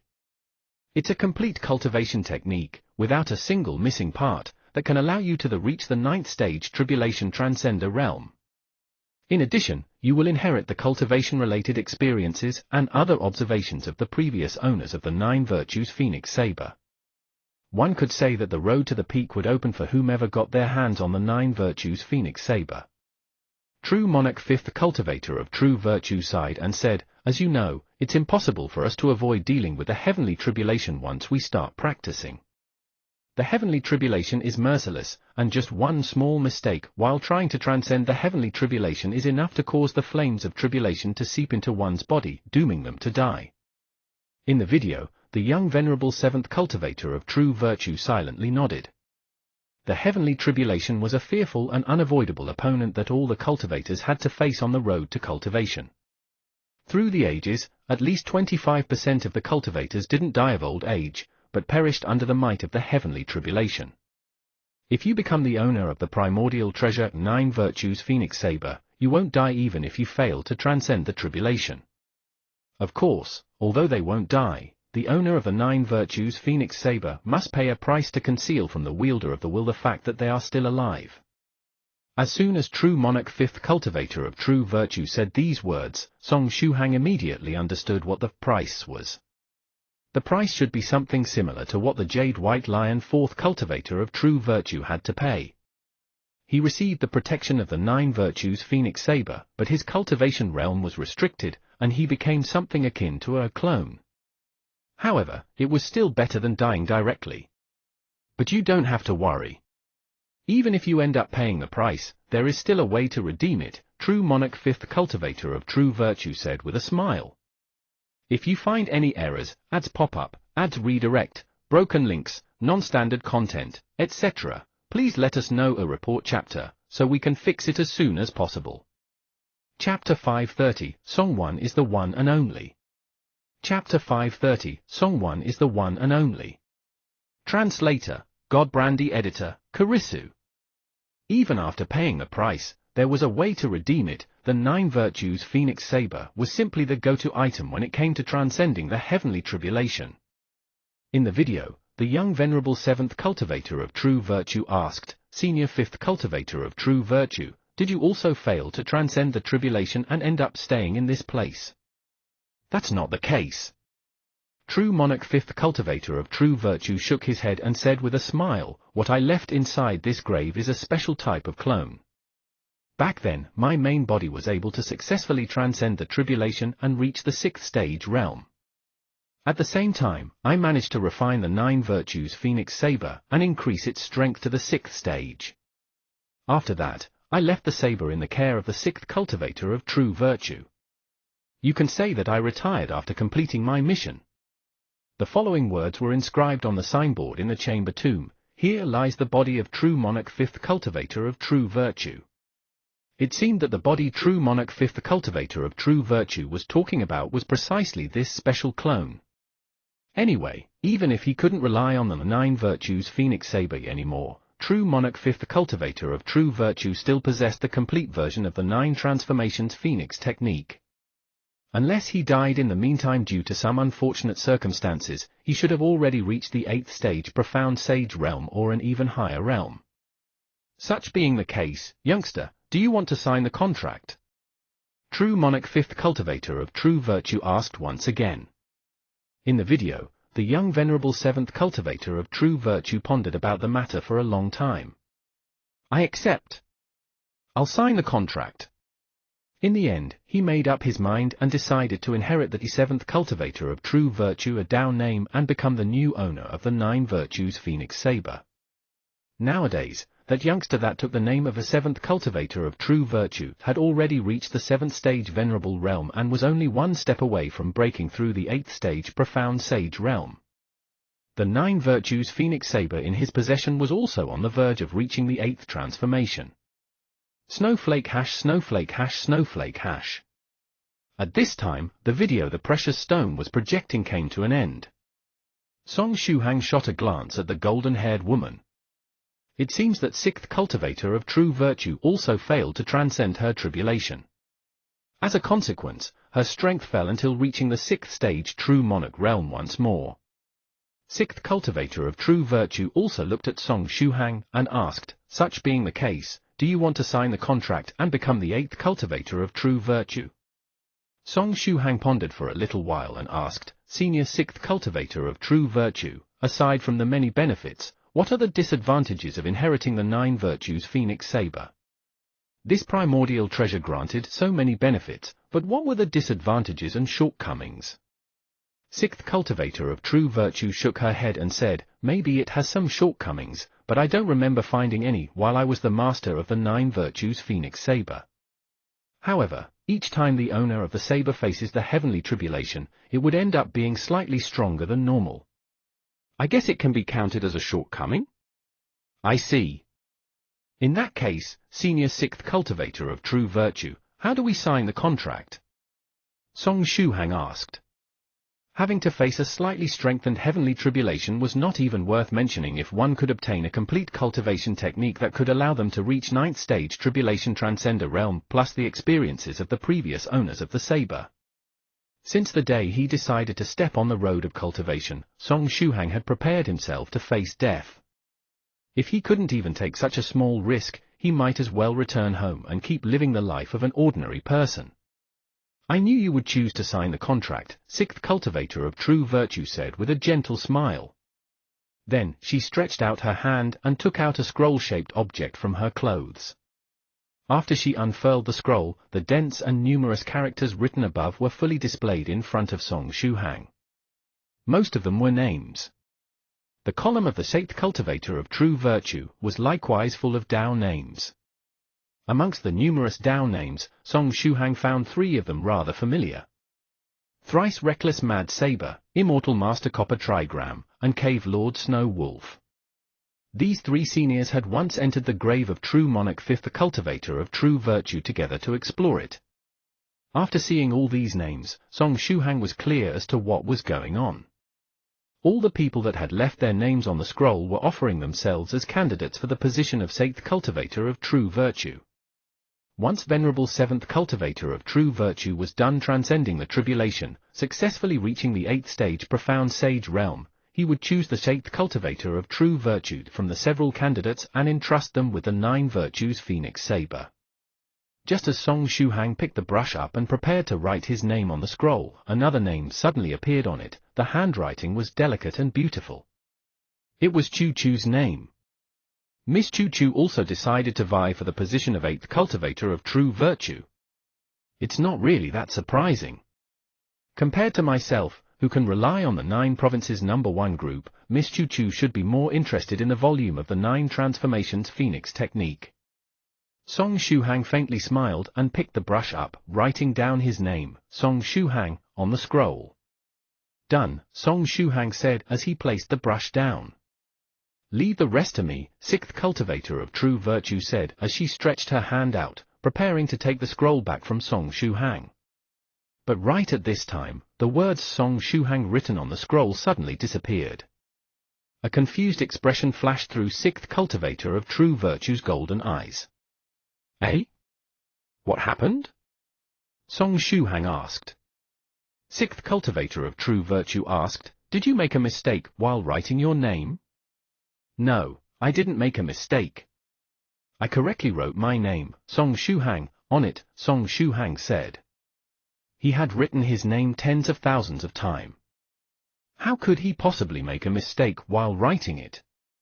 Sixth cultivator of true virtue's golden eyelashes blinked. Then, she said, do you have a Dao name?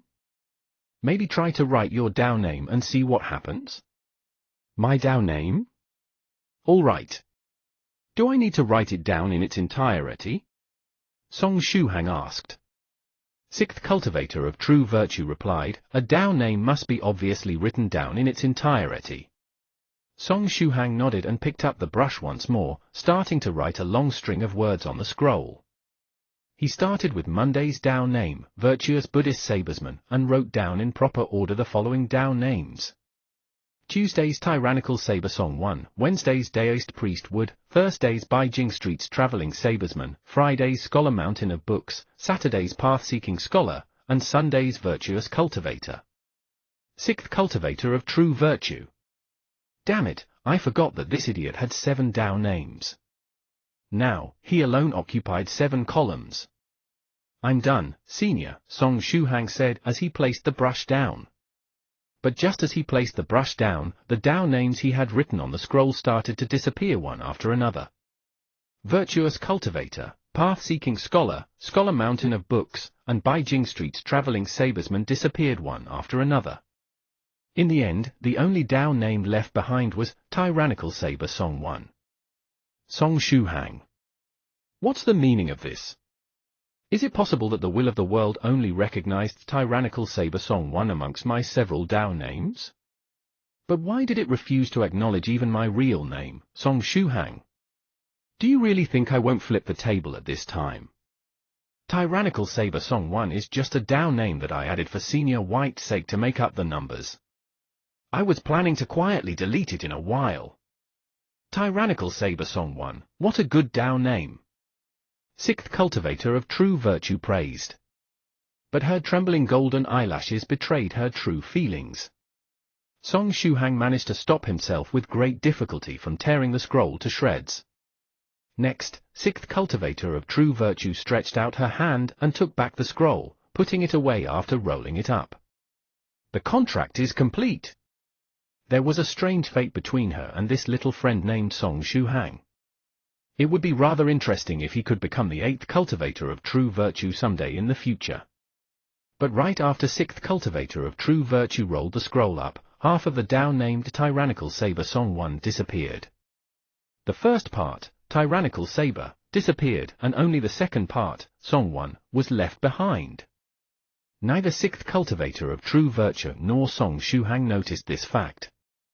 After completing her mission, 6th cultivator of true virtue stretched herself. Afterward, she shot a glance at Song Shuhang, seemingly remembering something. Song Shuhang's true qi had suddenly increased after he passed through the branch road of the ancient grave. Now, he was in a situation where his body could explode at any time. She had to find a way to resolve the situation before making him leave the ancient grave because his body might explode for real once it wasn't affected by suppressive formations inside the ancient grave anymore. If you find any errors, ads pop up, ads redirect, broken links, non-standard content, etc., please let us know a report chapter, so we can fix it as soon as possible. Chapter 531, You Can Borrow My Golden Coffin for a While and Lie Inside. Chapter 531, You Can Borrow My Golden Coffin for a While and Lie Inside. Translator, Godbrandy Editor, Kurisu. The insides of the grave of Venerable 6th Cultivator of True Virtue were full of suppressing formations. At this time, Song Shuhang's Sea of Qi Danqian was on the verge of exploding even though he was inside the ancient grave. If he were to leave this place, he would explode for sure and transform into beautiful fireworks. 6th Cultivator of True Virtue stared at Song Shuhang, trying to think of a way to resolve the situation. Song Shuhang noticed that there was something wrong with the way sixth cultivator of true virtue was looking at him. She was looking at him the same way one would look at someone that was about to pass away. "Senior, is there something wrong with my body?" Song Shuhang asked. Sixth cultivator of true virtue nodded and said, "There is indeed a problem, and I'm trying to think of a way to deal with it. I want to avoid having you explode as soon as you leave this place, making me a murderer." Song Shuhang asked, "Is it related to the fact that the true qi inside my body suddenly increased?" Sixth cultivator of true virtue nodded once more. "Senior, do you have the means to resolve this problem?" Was it possible that she wanted to seal the true qi inside his body? "You are lucky that the person you met today was me," sixth cultivator of true virtue said. After saying this much, she pointed at her golden coffin and said, "Do you see that?" Song Shuhang nodded and said, "Yes." "Get into the coffin and lie down. That golden coffin is something I forged in the past 100 years. I gathered all types of special materials that can strengthen the constitution of a cultivator, as well as other 13 types of precious materials, in the proximity of the moon and used them to forge it. Go and lie inside. The strengthening effects on your body wouldn't be inferior to when you fought against the 100 giants at a gravity 5 times higher than normal," sixth cultivator of true virtue explained. Although her realm had been restricted to the 6th stage true monarch realm, she could still strengthen her constitution. If we took into consideration that she was practicing a body tempering technique to being with, she had the possibility to push the strength of her body until the 7th stage rank if she was willing to spend enough time on it. Therefore, if she wanted to get stronger before redeeming the price, and lift the restrictions on her cultivation realm, she could only follow one path and strengthen her constitution. The golden coffin was something that sixth cultivator of true virtue had forged precisely for this purpose. If the golden coffin could strengthen the constitution of a 6th stage true monarch, it was bound to have very good effects on a little cultivator of the 2nd stage such as Song Shuhang. Song Shuhang glanced at the golden coffin and was speechless. Although he knew that the golden coffin could strengthen his constitution, he was somewhat scared when looking at it. Sixth cultivator of true virtue pushed to one side the lid of the coffin and moved several things outside. There was a turtle shell, copper coins, snacks, and even a TV and a computer. Lastly, Song Shuhang even saw a wireless Wi-Fi router. Needless to say, it was something that cultivators had created using black technology. It was a gadget that could allow them to surf the internet even in space. Sixth cultivator of true virtue said to Song Shuhang, "What are you still doing there?" Song Shuhang clenched his teeth and steeled himself, getting into the golden coffin. "Don't make the face of someone about to die a martyr's death. If not for the fact that your body would explode as soon as you get out of here, I would be rather reluctant to let you enjoy my golden coffin, get it?" After saying this much, sixth cultivator of true virtue grabbed the lid of the coffin and closed it. The insides of the golden coffin became pitch black and even the sounds coming from the world outside were blocked. It was black and cold, without even the tiniest sound. The place was even worse than a black room. It just so happened that Song Shuhang was unable to use his true qi to practice at this time, and he couldn't meditate either. Therefore, he could only lie inside the coffin with his eyes open. Now then, for how long do I have to lie inside this golden coffin? After lying inside the coffin for around 3 minutes, Song Shuhang stretched out his hand and grabbed his phone, which was magically modified by Venerable White earlier. After unlocking it, he discovered that there was a Wi-Fi signal close by, and it wasn't password locked. Thereupon, Song Shuhang connected to the internet. He could really go online in space. If he could go online, he didn't have to be afraid of dying of boredom. Snowflake hash snowflake hash snowflake hash. In the 9 provinces #1 group. Scholar Zhan Gong, damn it, is there really not any news about demo dragons? None of the fellow Taoists got new information about this matter? Northern River's loose cultivator, as before, I haven't received any news of demo dragons descending lately. Right, Senior Zhan Gong. Did you go online and put information about the transaction you want to carry out on the site I told you? Scholar Zhan Gong, yes, but a lot of the people you meet online are completely unreliable. I registered a new account and put the information about the transaction online. Soon after, two idiots approached me thinking that I was a rookie and tried to sell me the blood of several other types of cosmic demons, passing it off as the blood of Demodragon. As a consequence, I caught the duo and sealed their cultivation. Then, I threw them in the Spirit Beast pen and forced them to raise the Spirit Beast pigs for me. Northern River's loose cultivator. In the world of cultivators, there was always someone that would seek death by trying to scam others. Scholar Zan Gong wrote again. If there is any fellow Daoist that gets info about the blood of Demodragon, remember to inform me. I can pay a high price. Don't worry, Senior Zan Gong, I'll surely inform you if there is any news, Fairy Dongfang Snow said. The other fellow Taoists of the 9 provinces #1 group also appeared one after another and reassured Scholar Zan Gong that they would notify him if they got any news. Snowflake hash snowflake hash snowflake hash. Song Shuhang faintly sighed. The blood of a Demodragon. If he could obtain it, he would surely give it to Senior Zan Gong. If he could drink a little bit of the Demodragon medicine it derived from it, his constitution would rise directly until the 3rd stage rank. At that time, he wouldn't have to worry about exploding and dying as he was practicing the whale swallowing technique and 33 divine beasts technique. Unfortunately, the blood of Demodragon wasn't something so easy to obtain. Just as Song Shuhang was in deep thoughts, Medicine Master sent him a private message. Medicine Master, little friend Shuhang, you're finally online. While scrolling through the chat logs recently, I noticed that you asked about methods to strengthen your constitution a few days ago. Is that correct? Yes, that's correct, Senior Medicine Master, Song Shuhang quickly replied.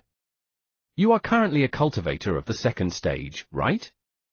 I just happen to have the formula of a medicinal bath here. After preparing the medicinal bath according to the formula, you have to bathe inside it twice per day. It should allow you to strengthen your constitution quite a lot. So, are you interested in it? Medicine Master replied. A medicinal bath that could strengthen his constitution quite a lot, he was surely interested. Senior Medicine Master, I'm obviously interested. Song Shuhang quickly wrote. Senior, how many spirit stones do you want for the formula of the medicinal bath? At this time, he only had 10 spirit stones of the 4th stage with him. He didn't know if they would be enough. Ahaha, it's better if you keep the spirit stones to yourself. You just stepped on the road of cultivation, and there are many places where spirit stones can come in handy. If you still feel uncomfortable about it. I heard that you are raising a several 100-years-old green onion spirit, right? You can casually cut off its green onion shoot and use that to pay off the formula, Medicine Master said thoughtlessly. After saying this much, he sent Song Shuhang a file. Inside the file he sent were the pictures of the raw materials needed for the formula and other information related to the medicinal bath. Lady Onion Shoot? Actually, I still have that onion spirit crystal with me. I wonder if I can use it instead of the green onion shoot to pay for the formula? Just as Song Shuhang was in deep thoughts, something inside his pocket suddenly inflated. It was Lady Onion. While in the proximity of the moon, she was also heavily influenced by its mysterious energy. The favorable circumstances ended up speeding up the recovering of her ability to assume human form. Now that she was inside the coffin of 6th cultivator of true virtue, she recovered her ability to assume human form at an even faster pace. At this time, Lady Onion was once again capable of assuming human form.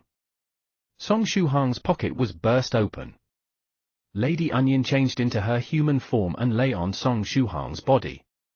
Coincidentally, the first thing she saw after assuming human form was that reply from Medicine Master displayed on Song Shuhang's phone. Lady Onion's face immediately turned deathly pale.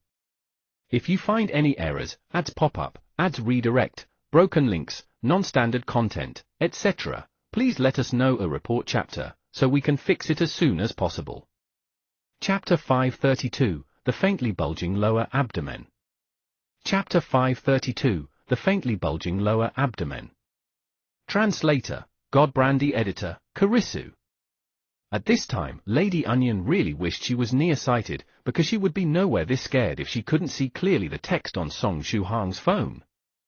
Moreover, why were these guys talking about casually cutting off her green onion shoot? Did they take her for Lady Garlic Chives, thinking that it was enough to sprinkle some fertilizer on her after cutting off her green onion shoot to make it regrow? It was very difficult to grow back her green onion shoot. Moreover, it was something akin to cutting off her head. It was such a cruel thing to do. Lady Onion looked at Song Shuhang with her teary and dim eyes. Song Shuhang said, "Did you see the text on the phone?"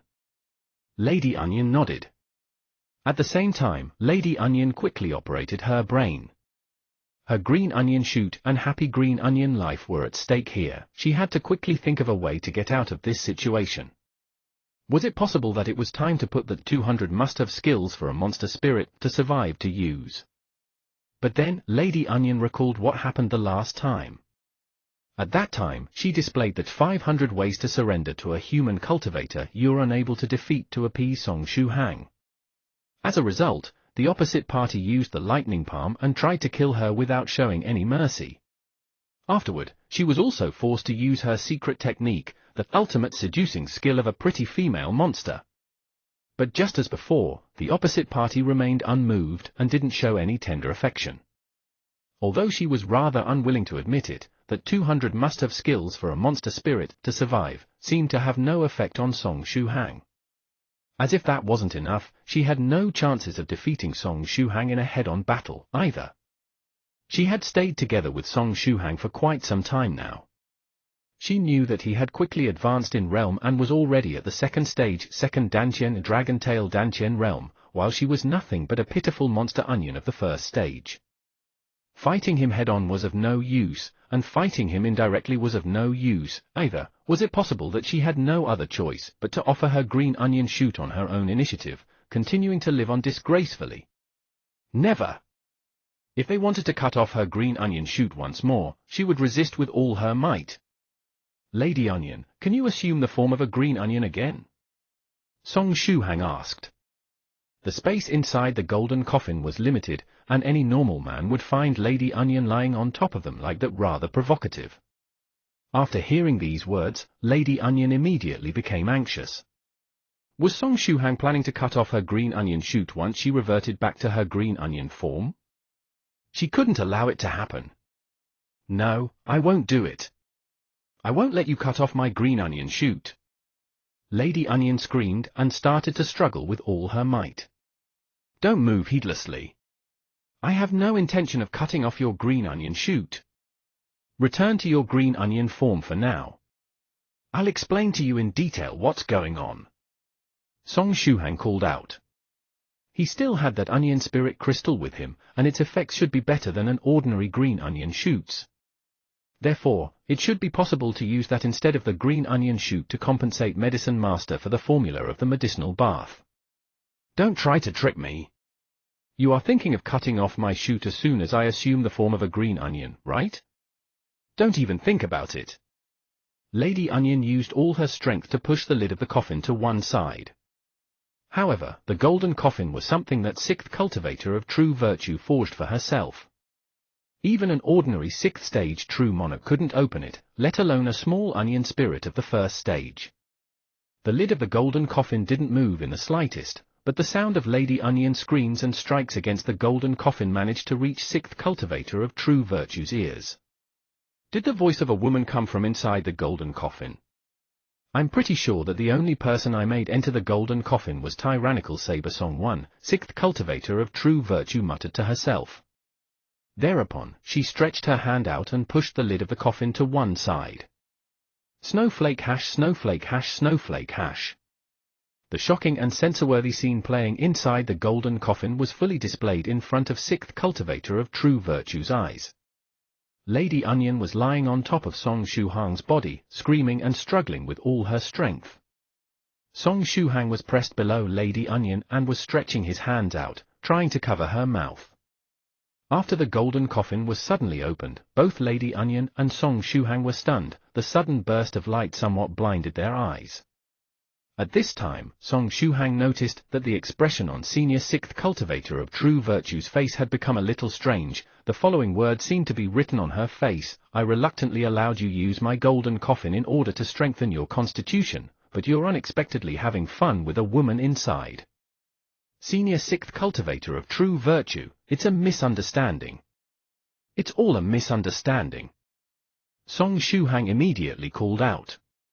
He felt that he had to explain this matter properly. After all, his reputation was at stake here. At this time, 6th Cultivator of True Virtue's gaze finally fell on Lady Onion's body. After that, the expression on her face became even stranger. Song Shuhang felt that there was something amiss. Therefore, he followed 6th Cultivator of True Virtue's gaze, and discovered that the clothes around Lady Onion's lower abdomen had been lifted up during the struggle. Her smooth and white lower abdomen was faintly bulging, giving off a maternal feeling. After seeing the bulge, one was immediately reminded of a pregnant woman. F***CK, what's happening? Song Shuhang was dumbstruck. Has Lady Onion really become pregnant? But when did it happen? Wasn't she in my pocket all along? Why did she suddenly become pregnant? Is this the doing of that stallion spirit I met recently? Did that guy have the ability to impregnate female monsters with just his gaze? Well, it seems I have disturbed you, Senior 6th Cultivator of True Virtue said in a low voice. Her golden eyes were expressionless as she quietly stretched her hand out, covering the golden coffin once more. It seemed she didn't want to disturb these two lovers that were having fun. Senior, it's a misunderstanding. It's really a misunderstanding. Song Shuhang's voice was transmitted from within the golden coffin. Lady Onion was by no means carrying his child. Such being the case, why was Lady Onion's lower abdomen bulging? Wait a moment, is it possible that that might be the reason? Song Shuhang immediately thought of a possibility. After all, Lady Onion had taken root on the Enlightenment Stone. While Lady Onion was in her green onion form, her roots were on the upper part of the Enlightenment Stone. Afterward, as she kept growing, she was able to grow 2 legs below the Enlightenment Stone to run around. If we followed this logic, the Enlightenment Stone would end up in the same position as her lower abdomen if she turned into a human. Snowflake hash snowflake hash snowflake hash. 6th Cultivator of True Virtue sighed with emotion and said, youngsters are surely open about these matters nowadays. At this time, a jade white lion appeared next to 6th Cultivator of True Virtue, silently gazing at the golden coffin. 4th Cultivator of True Virtue and 6th Cultivator of True Virtue could, to a certain extent, share information through the 9 Virtues Phoenix Saber. Therefore, 4th Cultivator of True Virtue also saw the scene of Song Shuhang and Lady Onion entangling each other inside the golden coffin, as well as Lady Onion's slightly bulging lower abdomen. 4th Cultivator of True Virtue faintly sighed and squatted next to the golden coffin. Then, it casually took out some firewood and placed it beneath the coffin. At the same time, he picked up a torch with one of its paws and a tank of gasoline with the other. 4th Cultivator of True Virtue, what are you doing? The golden-haired 6th Cultivator of True Virtue asked. 4th Cultivator of True Virtue was stunned and asked in return, eh? Why do I have a torch and a tank of gasoline in my paws? Oh, right. The torch and the tank of gasoline aren't that important. What is important is what I'm going to do next. Burn tilde burn tilde burn, baby. Burn. Afterward, 4th Cultivator of True Virtue sprinkled the gasoline on the firewood, using the torch to light it up. Ah! Burn, holy fire! The man and the woman inside the golden coffin deserve to burn.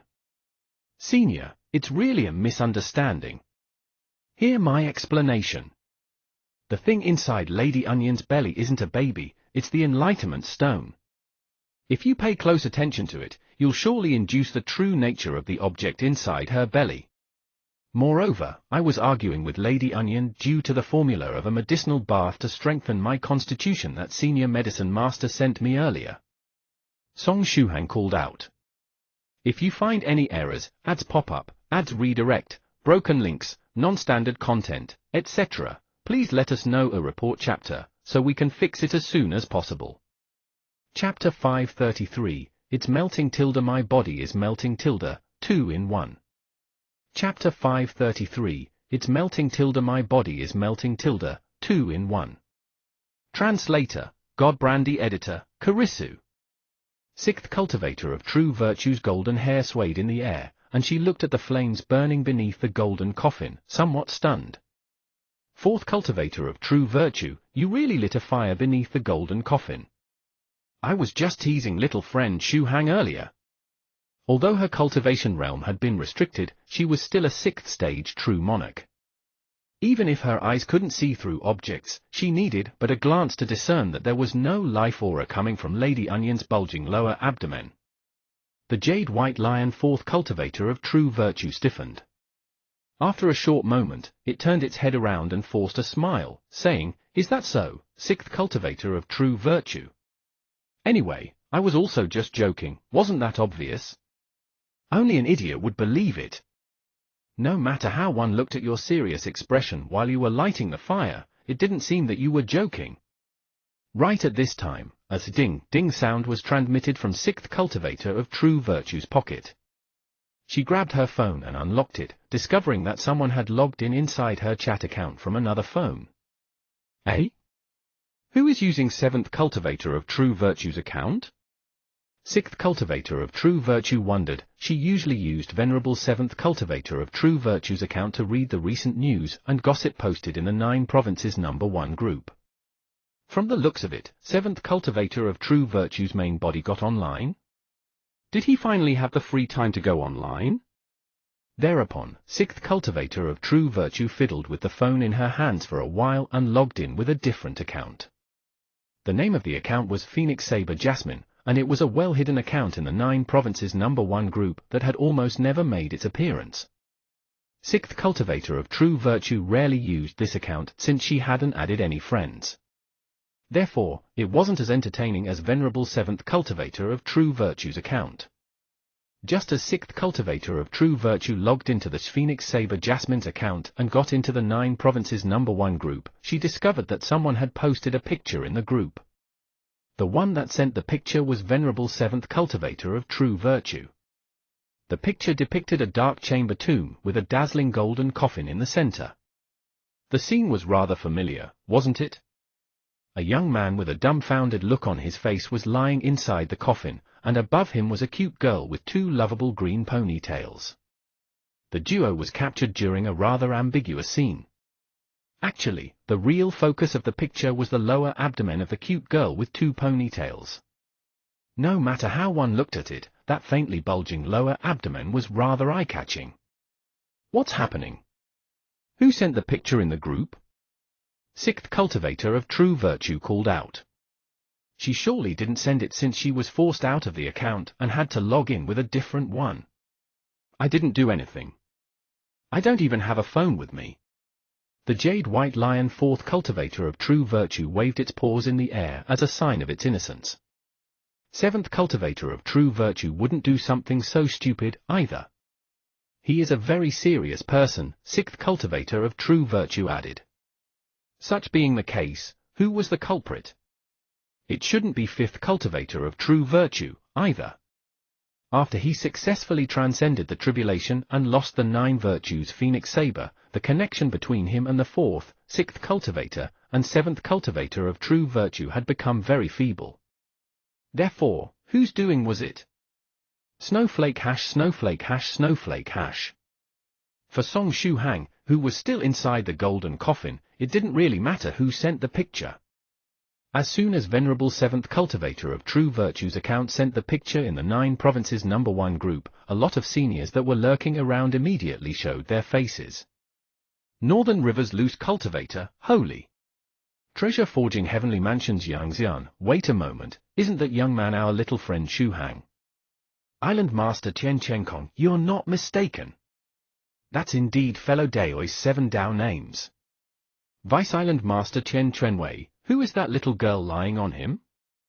None of the seniors of the 9 Provinces #1 group had seen Lady Onion's human form.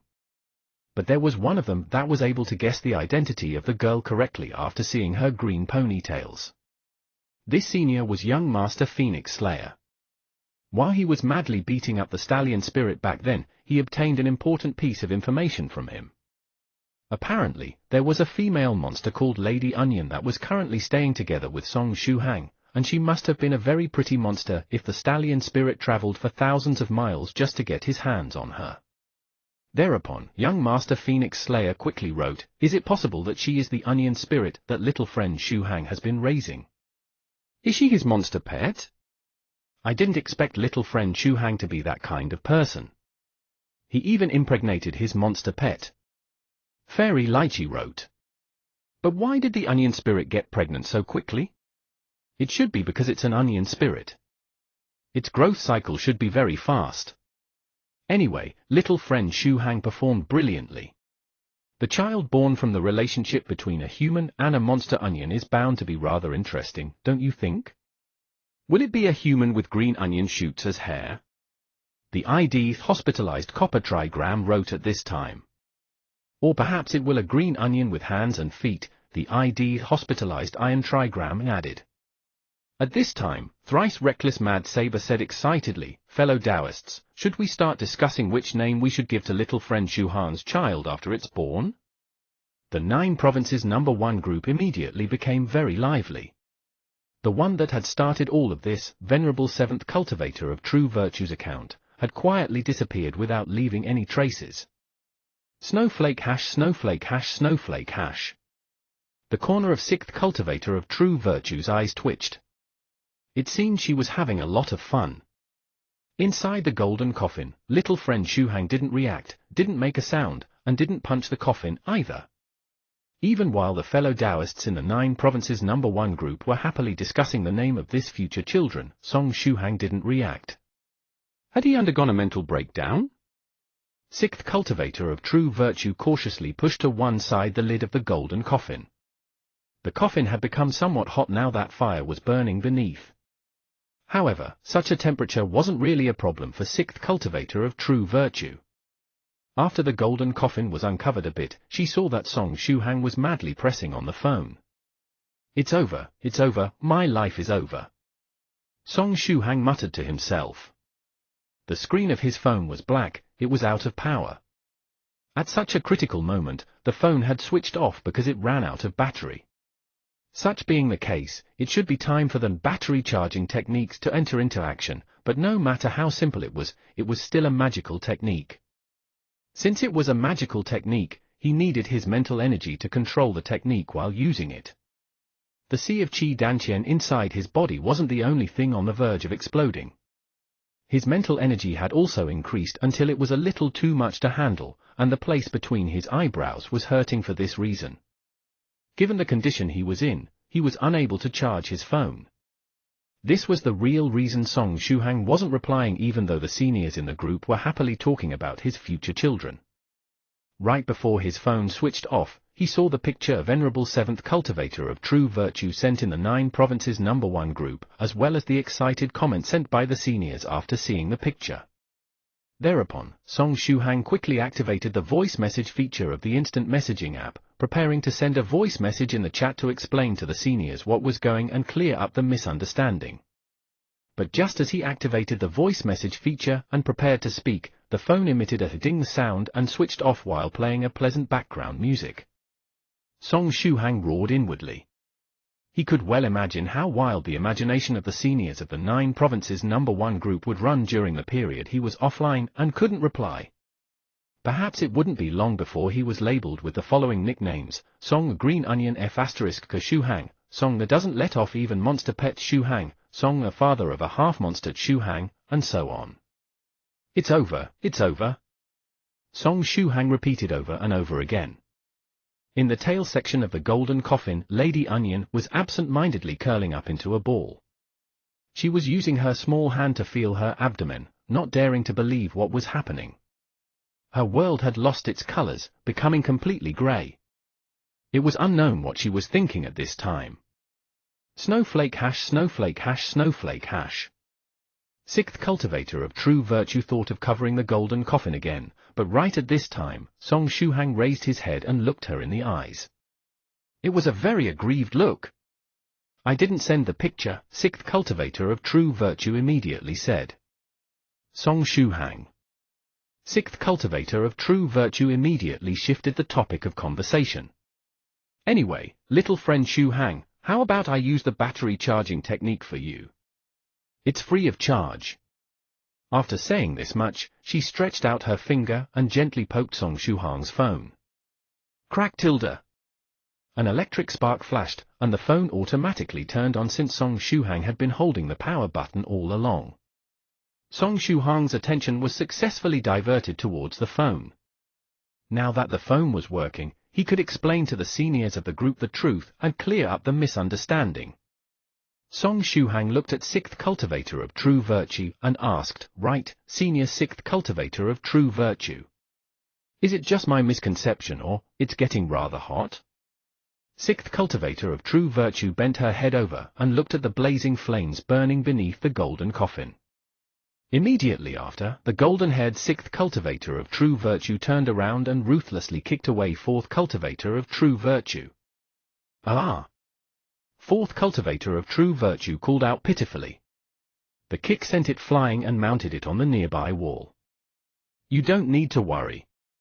It was just the masterpiece of that idiotic fourth cultivator of true virtue. I'll immediately restore the temperature to what it was before," sixth cultivator of true virtue said, and secretly stretched out her hand, putting out that holy fire that fourth cultivator of true virtue had lit beneath the golden coffin. Ding ding ding tilde, the start-up sound of the phone echoed. Song Shuhang's mobile phone had restarted. Song Shuhang swiftly moved his fingers and opened the 9 Provinces #1 group. At this time, his actions were so quick that he had reached supersonic speed. Right at this time, the seniors of the 9 Provinces #1 group were discussing how they should name Song Shuhang's grandsons. F*CK, I have been offline for just a few minutes, and the conversation has already reached this point. Then, just as Song Shuhang scrolled through the chat logs, he discovered that Fairy Lychee had sent some pictures in the group by using the drawing board feature. The pictures portrayed a long-haired person with a green onion head and a green onion with feet and hands. It was how she imagined Song Shuhang's son or daughter. No, I cannot allow the imagination of the seniors to keep running wild any further. I must clear the misunderstanding. Song Shuhang clicked on the chatting window and looked for the voice message feature. But right at this time, Medicine Master suddenly sent him a private message. "Ah tilde, little friend Shuhang, I didn't know that there was this kind of relationship between you and that onion spirit. Anyway, let's forget about that green onion shoot. You can just help me with something the next time we meet as a compensation for the formula of the medicinal bath. Anyway, it's worthy of being an onion spirit, even its pregnancy cycle is so fast. Congratulations, little friend Shuhang." As soon as he finished reading the message, Song Shuhang fell into depression and his head tilted to one side. At this time, he felt that things would only get worse if he were to make his appearance and try to clear the misunderstanding. "It's over, my life is over. Little friend Shuhang?" Sixth cultivator of true virtue stretched out her hand and poked him. Song Shuhang mumbled, "It's over, it's over, it's over." Sixth cultivator of true virtue felt that leaving Song Shuhang alone for the time being so that he could calm down was the best choice. Thereupon, she cautiously covered the golden coffin once again. But right at this time, she got a glimpse of the conversation Song Shuhang was having with Medicine Master. They were talking about the formula of a medicinal bath that could allow Song Shuhang to strengthen his constitution. Is that one of the last formulas that Medicine Master came up with? It seems a rather economical and practical formula. Unfortunately, it's only suitable for low-level cultivators. Eh? Isn't that a pretty good topic to divert his attention? Thereupon, sixth cultivator of true virtue said, "Little friend Shuhang, do you want the raw materials needed for the formula of the medicinal bath?" Song Shuhang raised his head and nodded, saying, "Yes." Sixth cultivator of true virtue made some calculations and said, "I have all the raw materials needed for the formula of the medicinal bath stored in this place. I can sell them to you at the purchase price. According to my calculations, you need 7 spirit stones of the 3rd stage to buy enough raw materials to bathe in the medicinal liquid once. Are you interested?" "Sure. Song Shuhang stretched out his hand and took out a spirit stone of the 4th stage from his pocket. 6th cultivator of true virtue received the spirit stone of the 4th stage and returned Song Shuhang 3 spirit stones of the 3rd stage. After taking the 3 spirit stones of the 3rd stage, Song Shuhang opened his size-reducing purse and casually threw them inside. Then, he kept looking at his phone in a daze. Snowflake hash snowflake hash snowflake hash. 3 minutes later, 6th cultivator of true virtue returned and moved the lid of the golden coffin to one side. Afterward, she threw a big basin full of raw materials into the golden coffin. From the looks of it, she wanted to directly use the coffin as a bathtub, allowing Song Shuhang to bathe in there. After throwing all the raw materials into the coffin, 6th cultivator of true virtue said to Song Shuhang, "Fellow Daoist tyrannical saber Song 1, you should temporarily leave the superfluous things on your body to me." Song Shuhang was still in deep thoughts and his body automatically moved, passing his size-reducing purse, mobile phone, and so on to 6th cultivator of true virtue. After taking the items, 6th cultivator of true virtue shot a glance at Lady Onion, who was curled up in one corner of the golden coffin. At first, she thought of grabbing the monster onion to carry her out of the coffin. But after pondering for a moment, she changed her mind. After all, it was up to her master, Song Shuhang, whether or not he wanted to move her out. There was no need for her to concern herself with this matter. Perhaps the monster onion would also get lucky and strengthen her constitution a bit. Moreover, she could take advantage of this opportunity to happily bathe together with her master. Who knew, perhaps she would obtain a favorable impression during this bathing session and make a comeback, becoming the favorite woman of her master. 6th cultivator of true virtue felt that Lady Onion had a pair of beautiful legs. Therefore, she had a very good impression of her. After throwing all the raw materials into the coffin, 6th cultivator of true virtue swiftly moved her finger and activated a magical technique. Whoosh! A big ball of water suddenly materialized and fell inside the golden coffin, submerging both Song Shuhang and Lady Onion. It's time to take the medicinal bath. It might be somewhat painful at first, but try to endure. 6th cultivator of true virtue said. Then, without waiting for Song Shuhang or Lady Onion to reply, she moved the lid of the golden coffin back, sealing it. Snowflake hash snowflake hash snowflake hash. At this time, the nearby 4th cultivator of true virtue was already ready to get into action. Just as 6th cultivator of true virtue sealed the coffin, it threw a small golden flask toward the golden coffin. Flames shot out of the small flask, igniting once again the firewood and gasoline that 4th cultivator of true virtue had placed there earlier. Flames endlessly poured out of the small flask, strengthening the power of the fire. Burn, burn, baby! Burn! Blazing flames were burning inside 4th cultivator of true virtue's eyes. It should be enough. According to Medicine Master's formula, fellow Daoist tyrannical saber Song 1 should be able to thoroughly absorb the strength of the raw materials after soaking in the medicinal water for 2 hours. 6th cultivator of true virtue nodded satisfied. Snowflake hash snowflake hash snowflake hash. Inside the golden coffin. As the temperature increased, the medicinal power of the raw materials started to mix with the water. At this time, Song Shuhang's whole body was submerged in the water. However, the turtle-breathing technique Venerable 7th cultivator of true virtue applied to his body was still active.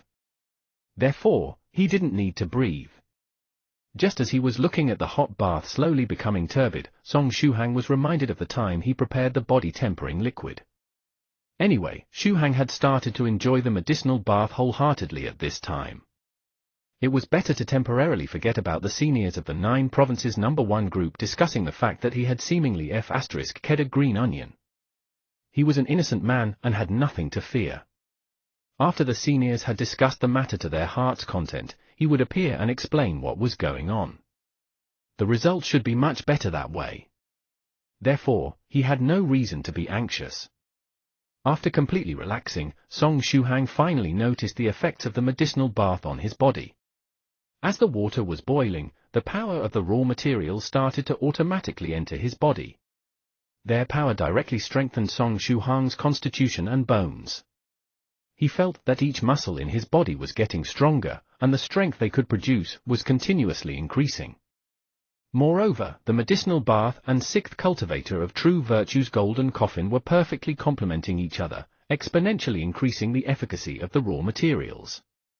If we were to use numbers to explain the situation, we would have the following setting: if the constitution of a cultivator of the first stage that had just completed its foundation establishment was 100 points and the constitution of a cultivator of the second stage was 200 points, the level of Song Shuhang's current constitution was around 230 points.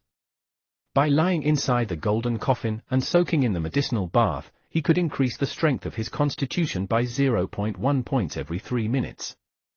After soaking inside the medicinal bath for 2 hours, the strength of his constitution would increase by around 4 points.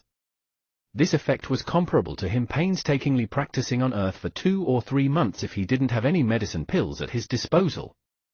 According to the estimations, he wouldn't have to worry about the true qi inside his sea of qi danqian causing him problems once he had increased the strength of his constitution until reaching 240 points. This medicinal bath is really incredible. It's all thanks to Senior Medicine Master that I can enjoy it, Song Shuhang muttered to himself. One would obtain the best results the first time they were soaking in this medicinal bath. After each usage, the strengthening effects of the medicine on the constitution would weaken. But even if that was the case, Song Shuhang could easily increase the strength of his constitution and reach 250 points by soaking in the medicinal bath 6 times during the course of these 3 days. At the time, his constitution would reach the same strength as that of a cultivator of the second stage 4th Danqian realm. Snowflake hash snowflake hash snowflake hash. Just as Song Shuhang was happily enjoying the strengthening effects of the medicinal bath, Lady Onion, who was shrinking in the tail section of the golden coffin, suddenly screamed in fear, "Tilda, what's happening? I'm melting, I'm melting, I'm melting." What? Song Shuhang raised his head in puzzlement. Then, he saw a very unscientific scene. Lady Onion was literally melting. It started from the legs and spread to the rest of her body. She started to melt just as though she was some kind of slime. But saying that she melted like a snow beauty under the sun was perhaps more fitting in Lady Onion's case. I'm dying, I'm dying, I'm dying for real. Lady Onion's had tears streaming down her face. The fact that she was crazily moving around and struggling only sped up the melting process. In a very short amount of time, she had already melted until the abdomen, the enlightenment stone, was faintly glistening there. If we consider the enlightenment stone as the dividing line, Lady Onion's upper part started to melt and likewise changed into liquid immediately after. Song Shuhang quickly got up and pounced toward Lady Onion, grabbing the enlightenment stone and trying to move it away from the water of the medicinal bath. Hey, how come you suddenly melted? I don't know, either. I really don't know. Why did I suddenly melt? Ooh-wah! Am I really going to die? Lady Onions wept copiously, looking extremely aggrieved. Song Shuhang shot a glance at the boiling medicinal liquid below. Was it possible that Lady Onion melting was related to the medicinal bath? He recalled to mind the scene of him preparing the body-tempering liquid the first time. If several raw materials were placed together and heated up, they would give rise to a chemical reaction and melt if they were thrown into a liquid. Is it possible that the liquid of the medicinal bath also gave rise to a chemical reaction, causing Lady Onion to melt? Just how big of a coincidence was needed to reach such a result? Anyway, is Lady Onion really going to die this way? Just as Song Shuhang was in deep thoughts, most of Lady Onion's body had melted. Shuhang didn't have much time to think. Therefore, he started to beat against the lid of the coffin and quickly asked, "Is your root still there? Hey, is your green onion root still there?" It was a very important matter. Even if Lady Onion's green onion shoot was cut off, she could resurrect as long as her root was still intact, continuing to live on happily. But if even her green onion root had melted, it was truly over for her. It's still there, it's still there. But I feel as if even the green onion root is about to melt.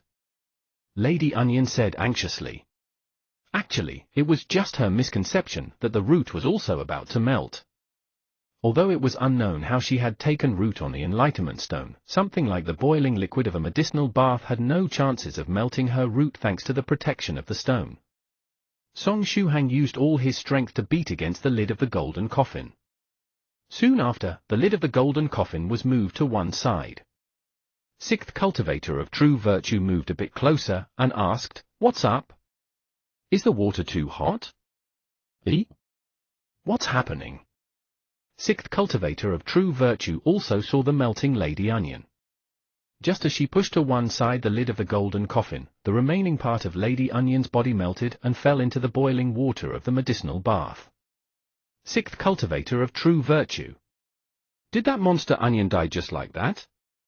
Senior sixth cultivator of true virtue, "Help me take a look at the enlightenment stone. Lady Onion's root is still above it." Song Shuhang said anxiously. "Her root is still intact? It's fine then.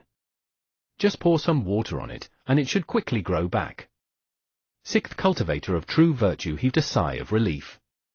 After taking the enlightenment stone, she said, "Fellow Daoist tyrannical saber Song 1, keep bathing in the medicinal bath, don't waste it." Song Shuhang nodded and returned inside the golden coffin. Sixth cultivator of true virtue used the lid and covered the coffin once more. Then, she stretched out her hand and caressed the enlightenment stone. "I can still sense the aura of life coming from it. I'm not sure if I should consider this monster onion lucky or unlucky." After saying this much, she used a healing-type magical technique that turned into a rain of light that fell upon the enlightenment stone, allowing Lady Onion's life aura to stabilize even further. Afterward, she got up and left the chamber tomb. When she returned, she was carrying a flower pot in her hands, which she then used to accommodate the enlightenment stone. "Maybe I should add some fertilizer as well. It should allow her to grow a little faster." Sixth cultivator of true virtue muttered to herself. Snowflake hash, snowflake hash, snowflake hash. Outside the grave of sixth cultivator of true virtue, next to the meteoroid. Inside venerable seventh cultivator of true virtue's immortal boat. Li Yinju was soundly sleeping. The only problem was that the cold inside her body was getting stronger and stronger. At this pace, it wouldn't take long before her cold disease flared up again. After she was shot out of the grave, Yu Jiaojiao also returned to the immortal boat. Her mood was pretty good. Although she was unable to obtain venerable sixth cultivator of true virtue's inheritance, she still obtained a water-type turtle pearl that could keep her body moist, as well as a precious moonstone. She had benefited quite a lot from this trip. Soon after, Chu Chu also got out of the grave. After getting into the immortal boat, she couldn't help but shoot a glance at venerable seventh cultivator of true virtue. While signing the contract to become the eighth cultivator of true virtue, she obviously came to know the secret behind the various cultivators of true virtue. Venerable seventh cultivator of true virtue also looked at her and faintly smiled. "Now, we only need to wait for fellow Daoist tyrannical saber Song 1's return." Tyrannical saber Song 1, PFFF Yu Jiaojiao started to laugh. She was already aware of the origin of this Dao name, but no matter how many times she heard it, she would always start laughing when she associated it with Song Shuhang. Fellow Daoist Song 1 might take a little longer to come out. "He's taking a bath," the clone of the Jade White Lion fourth cultivator of true virtue said. "He is taking a bath? But why the hell is he taking a bath while exploring an ancient grave? What's the connection between the two things?" Venerable seventh cultivator of true virtue smiled and said, "Is it a medicinal bath? As long as the formula of the medicinal bath doesn't have mistakes in it, it's one of the safest methods to strengthen one's constitution." Whether it was food or a medicinal bath, the recipe was very important. If you find any errors, ads pop up, ads redirect, broken links, non-standard content, etc., please let us know a report chapter, so we can fix it as soon as possible. Chapter 534, Charlotte Song Shuhang. Chapter 534, Charlotte Song Shuhang. Translator, Godbrandy Editor, Karisu. Just as he was bathing inside the medicinal liquid poured into the golden coffin, Song Shuhang felt the strength of the medicine becoming stronger and stronger. At this time, he had started to feel a burning pain all over his body. However, he felt that there was something wrong with this sudden burning pain he was feeling. "The speed at which my constitution is strengthening has increased quite a lot. Perhaps the true effects of the medicinal bath came into play just now? Song Shuhang thought to himself. Previously, the strength of Song Shuhang's constitution was increasing by 0.1 points every 3 minutes. But at this time, it was increasing by 0.2 points every 3 minutes. In other words, the speed at which his constitution was strengthening had doubled. As expected, the formula Medicine Master created is truly incredible. After thinking this much, Song Shuhang submerged his whole body in the medicinal liquid. After recalling that the strength of his constitution was sharply increasing, the burning pain he was feeling all over his body had become somewhat bearable. Ahaha, no way, it was still unbearable. At first, it was just a burning sensation. However, not only did it not decrease in intensity as time passed by, it even got worse. While soaking in the medicinal liquid, he felt as though thousands of blades were piercing his body and slicing his skin, tearing his whole person apart. Painful, painful, painful, ouch, ouch, ouch. Song Shuhang rolled in pain within the golden coffin. The pain had reached extreme levels and was almost comparable to when he experienced Chu Chu's life and suffered that deathly hug back then. Luckily, the stronger the pain, the higher the speed at which his constitution was strengthening. Just as Song Shuhang was feeling as though someone was cutting his skin with a blade, the strength of his constitution was increasing by 0.3 points every 3 minutes. Snowflake hash, snowflake hash, snowflake hash. The boiling medicinal liquid within the golden coffin had unknowingly changed to deep green. Moreover, it had started to shine and was now illuminating the inside of the golden coffin. Outside the coffin, the intensity of the fire was still as strong as before. Inside the coffin, the aroma of the medicinal liquid had gotten even stronger.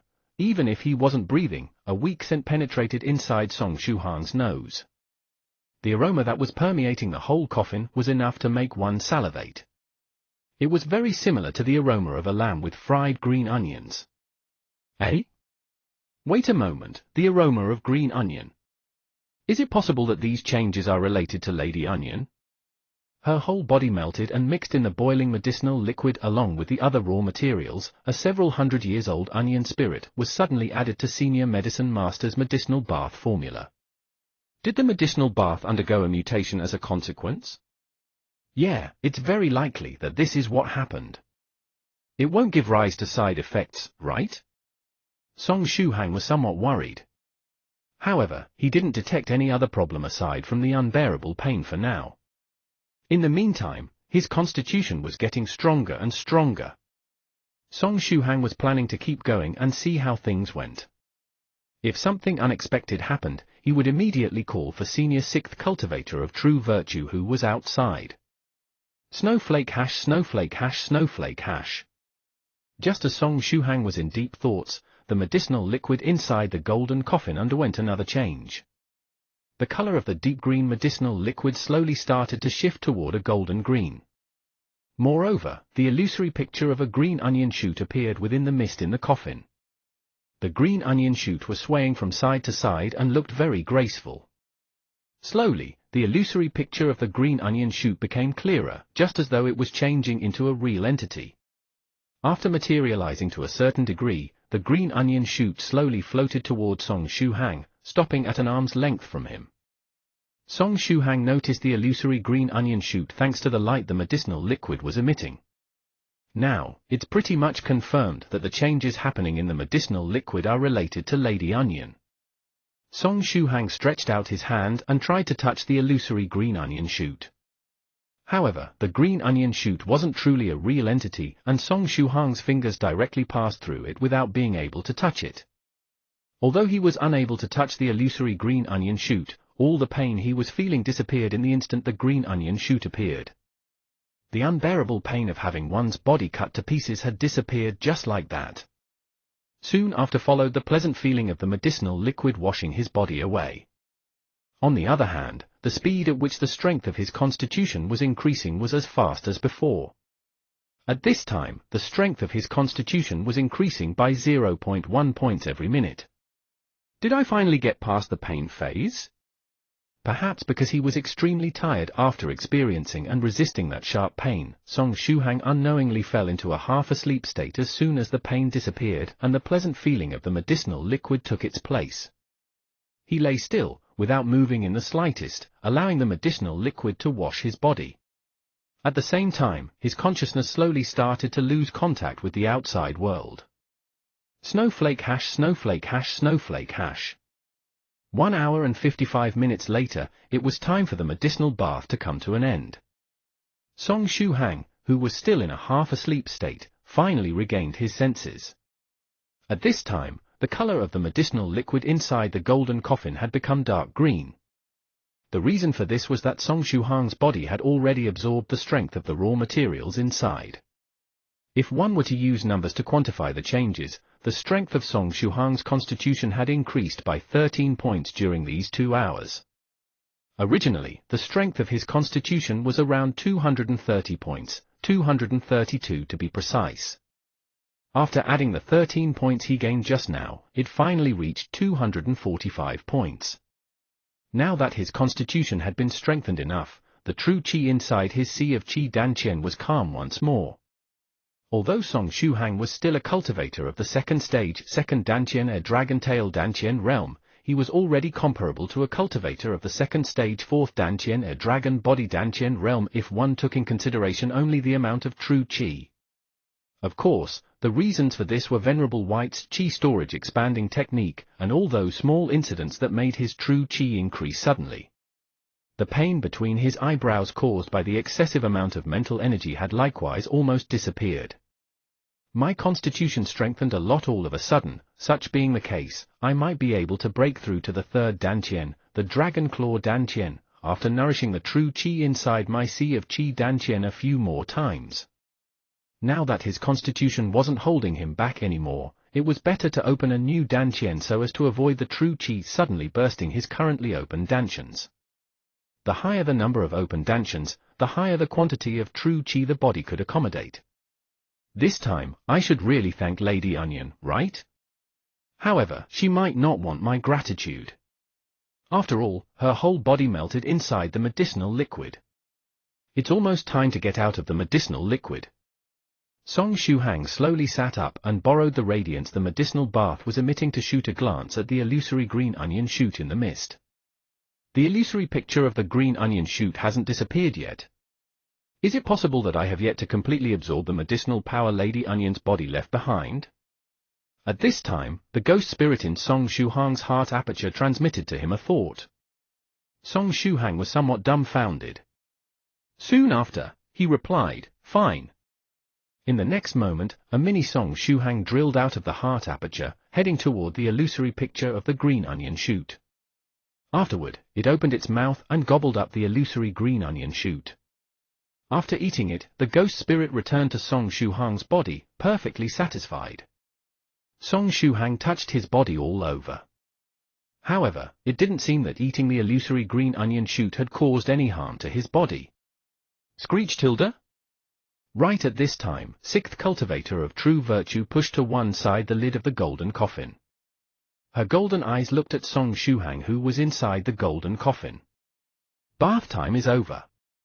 You can come out, fellow Daoist Song 1. Eh?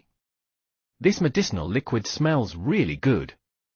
It reminds me of those shallot pancakes that I haven't had in a long time, fourth cultivator of true virtue suddenly said. Sixth cultivator of true virtue held her fair chin and said earnestly, which one sounds better, Shallot Song 1 or Shallot Song Shuhang?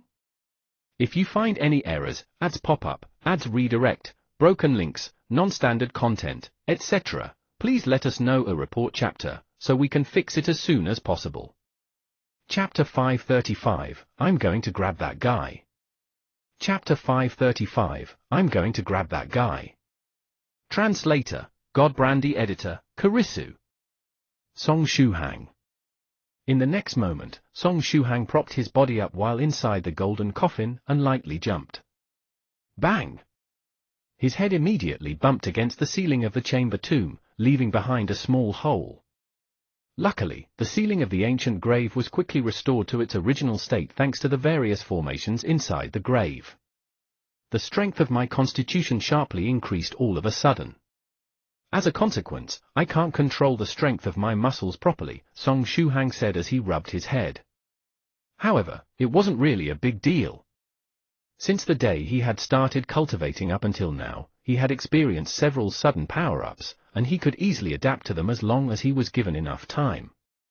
Song Shuhang safely landed on the ground. Then, fourth cultivator of true virtue gently stretched its paw toward Song Shuhang and poked him. Immediately after, a clothing cleansing magical technique fell onto Song Shuhang's body, drying his wet clothes. "Thank you, senior fourth cultivator of true virtue," Song Shuhang said gratefully. "You're welcome. Now that your clothes are dry, the smell of green onion emanating from your body is even stronger." "What a good scent," the Jade White Lion fourth cultivator of true virtue said while licking its lips. F***CK? Fourth cultivator of true virtue isn't planning to eat me, right? Song Shuhang got a scare. "Fellow Daos Song 1, here is your mobile phone and size-reducing purse, as well your onion spirit." Miss Sixth cultivator of true virtue returned Song Shuhang all his items. At first, she was thinking of performing a divination for Lady Onion to see if there was any fate between her and the position of Sixth cultivator of true virtue. However, Lady Onion's whole body had melted, and there wasn't any face, hand, or foot left to get info to perform the divination. She could only wait and see if there was an opportunity the next time. Song Shuhang asked, "Is Lady Onion all right?" Sixth cultivator of true virtue passed the flower pot with Lady Onion inside to Song Shuhang and said, "She should be fine. Her green onion root is still intact. Therefore, it's only a matter of time before her body reverts to its original state. However, there might be a small problem." Song Shuhang asked, "What kind of problem?" Sixth cultivator of true virtue replied, "If you try to sense it carefully, you'll notice that there is no monster chi on the root of the onion spirit anymore." Song Shuhang could reluctantly operate his mental energy at this time. After he used it to sense Lady Onion's condition, he indeed noticed that there wasn't any monster chi left on the root on the Enlightenment Stone. He remembered that Lady Onion's monster chi was very powerful. After all, she was a monster that had lived for several hundred years. Although she had no idea how to use her monster chi, she could at least use it to intimidate her opponents. The first time they met, she almost scared Song Shuhang to death by using her monster chi. At this time, there wasn't even the tiniest bit of monster chi left on her body. It wasn't that it had disappeared just on the surface, on the contrary, all the monster chi inside Lady Onion's body had been eliminated. "Can she still be considered a monster?" Song Shuhang asked. Had she suddenly turned into a monster with no monster chi? Sixth cultivator of true virtue pondered for a moment and replied, "She should still be a monster. After all, monster chi is just a type of energy that monsters can use. A car without gasoline is still a car, after all." "That's also true," Song Shuhang said. The only problematic thing is that the car might not use gasoline in the future anymore, and use cooking oil instead," Sixth cultivator of true virtue added immediately after. Song Shuhang. What does she mean by "and use cooking oil instead"? Is it possible that Lady Onion won't use monster chi from now, and use another type of energy instead? Sometimes, the wheel of destiny would turn and bring one to unexpected places. The fact that Lady Onion wouldn't use gasoline to fight anymore and use cooking oil instead was something completely unexpected. It should be still okay.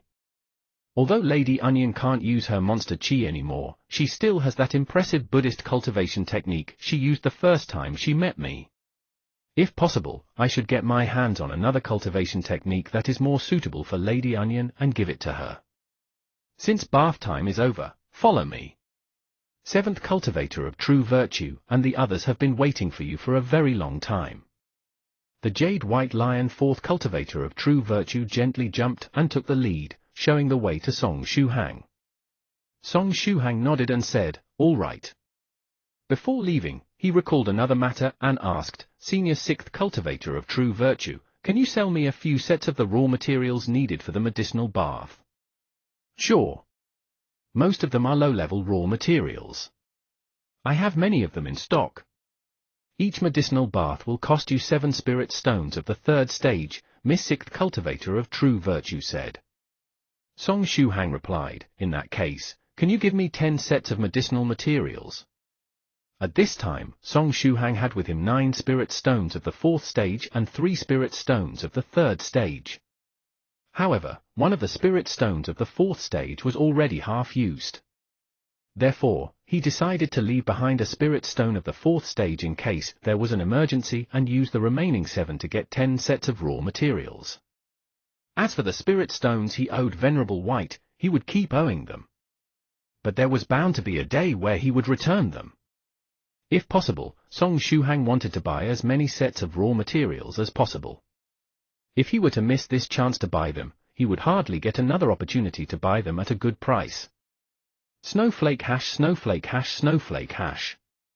After getting the 10 sets of raw materials for the medicinal bath, Song Shuhang followed the Jade White Lion 4th Cultivator of True Virtue and left the grave of 6th Cultivator of True Virtue, returning to the immortal boat. Soon after, the immortal boat carried the group of people and headed toward the moon. After they left, the grave of Venerable 6th Cultivator of True Virtue concealed itself and disappeared without leaving any traces. It was a special type of ancient grave that could move around. Unless Miss 6th Cultivator of True Virtue wanted to, one could chance upon the grave only by luck. Little friend Shuhang also signed the contract. Venerable 7th Cultivator of True Virtue asked with a smile while sitting next to the window of the immortal boat, looking at the starry sky outside. Yes. Song Shuhang nodded and said, however, Senior 6th Cultivator of True Virtue said that the results of the divination were quite strange in my case. There shouldn't be much fate between me and the 9 Virtues Phoenix Saber. My name is probably there only to make up the numbers. Venerable 7th Cultivator of True Virtue faintly smiled and said, hee, fate can't be quantified. You either have it or not. Snowflake hash, snowflake hash, snowflake hash. The immortal boat flew in space for around 10 minutes before slowing down. Venerable 7th Cultivator of True Virtue suddenly said, little friend Shuhang, it's time for us to say goodbye. Wait for me to uncover the secrets of the good, I'll contact you again later. It's time to say goodbye? Senior 7th Cultivator of True Virtue, are you going somewhere? Song Shuhang asked out of curiosity. Yes, I'm returning to my immortal cave. The ones that are leaving are you and the others, little friend Shuhang. The other day, fellow Daoist White especially got online and chatted with me for a while. He said that I was supposed to throw you into space and let you float there after you were done exploring the grave of Venerable 6th Cultivator of True Virtue. Venerable 7th Cultivator of True Virtue straightened up his finger and said, fellow Daoist White said that this trip to space is a type of training for little friend Shuhang. Song Shuhang. In that case, you should get ready to leave, little friend Shuhang. I've already prepared everything you needed. For example, your space capsule and spacesuit, Venerable 7th Cultivator of True Virtue said with a smile. Song Shuhang. Shuhang, good luck. Yu Jiajiao smiled and patted Song Shuhang, saying, I won't be able to accompany you any further on this trip. I have to return to Earth first. Eh? Jiajiao, you are abandoning us just like that? Song Shuhang called out. Yu Jiajiao said, I already have the Moonstone. Therefore, I don't really need to stay on the moon to practice. Moreover, I told you about that guy writing interesting novels the last time, do you remember? Oh, if you hadn't mentioned it, I would have forgotten about it. Song Shuhang was finally clear as to what was going on. Earlier, he had promised Senior White that they would shoot a movie together. Song Shuhang was thinking of shooting a short movie with everything done on a small scale, enough for his self-enjoyment tilde. Then, he would have Papa Song show it during the celebration for the new year when all close relatives and friends were gathered together.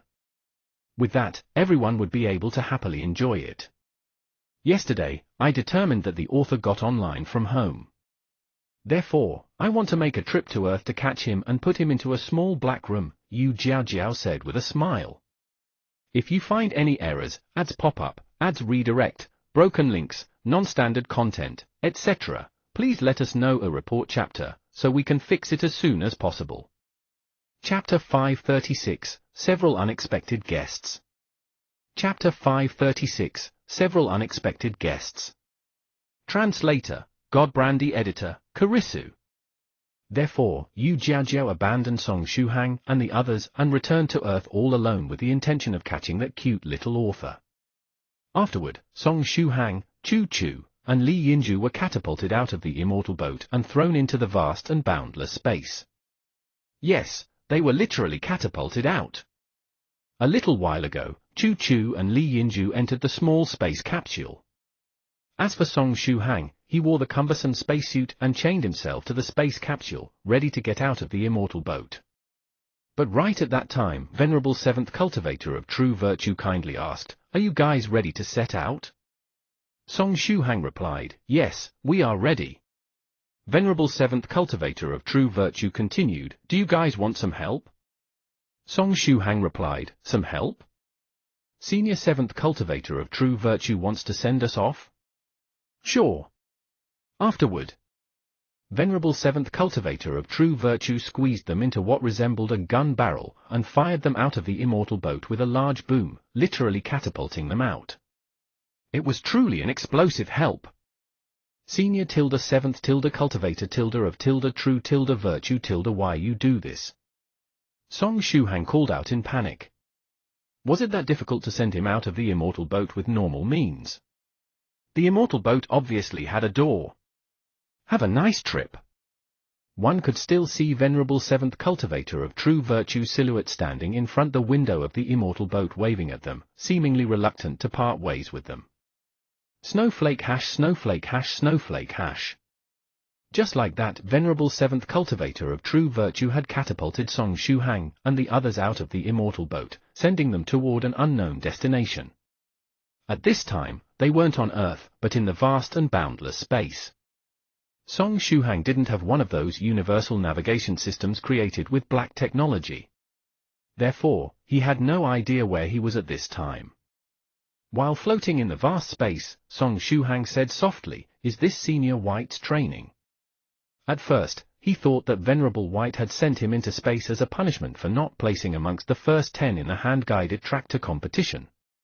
But now, it seemed that Senior White had arranged something in space so that he could practice? Snowflake hash snowflake hash snowflake hash. At this time, inside Song Shuhang's size-reducing purse. Since he was violently catapulted out of the immortal boat, the 3 spirit stones of the 3rd stage that Song Shuhang had received after his transaction with Miss Sixth Cultivator of True Virtue came in contact with the exquisite human puppet.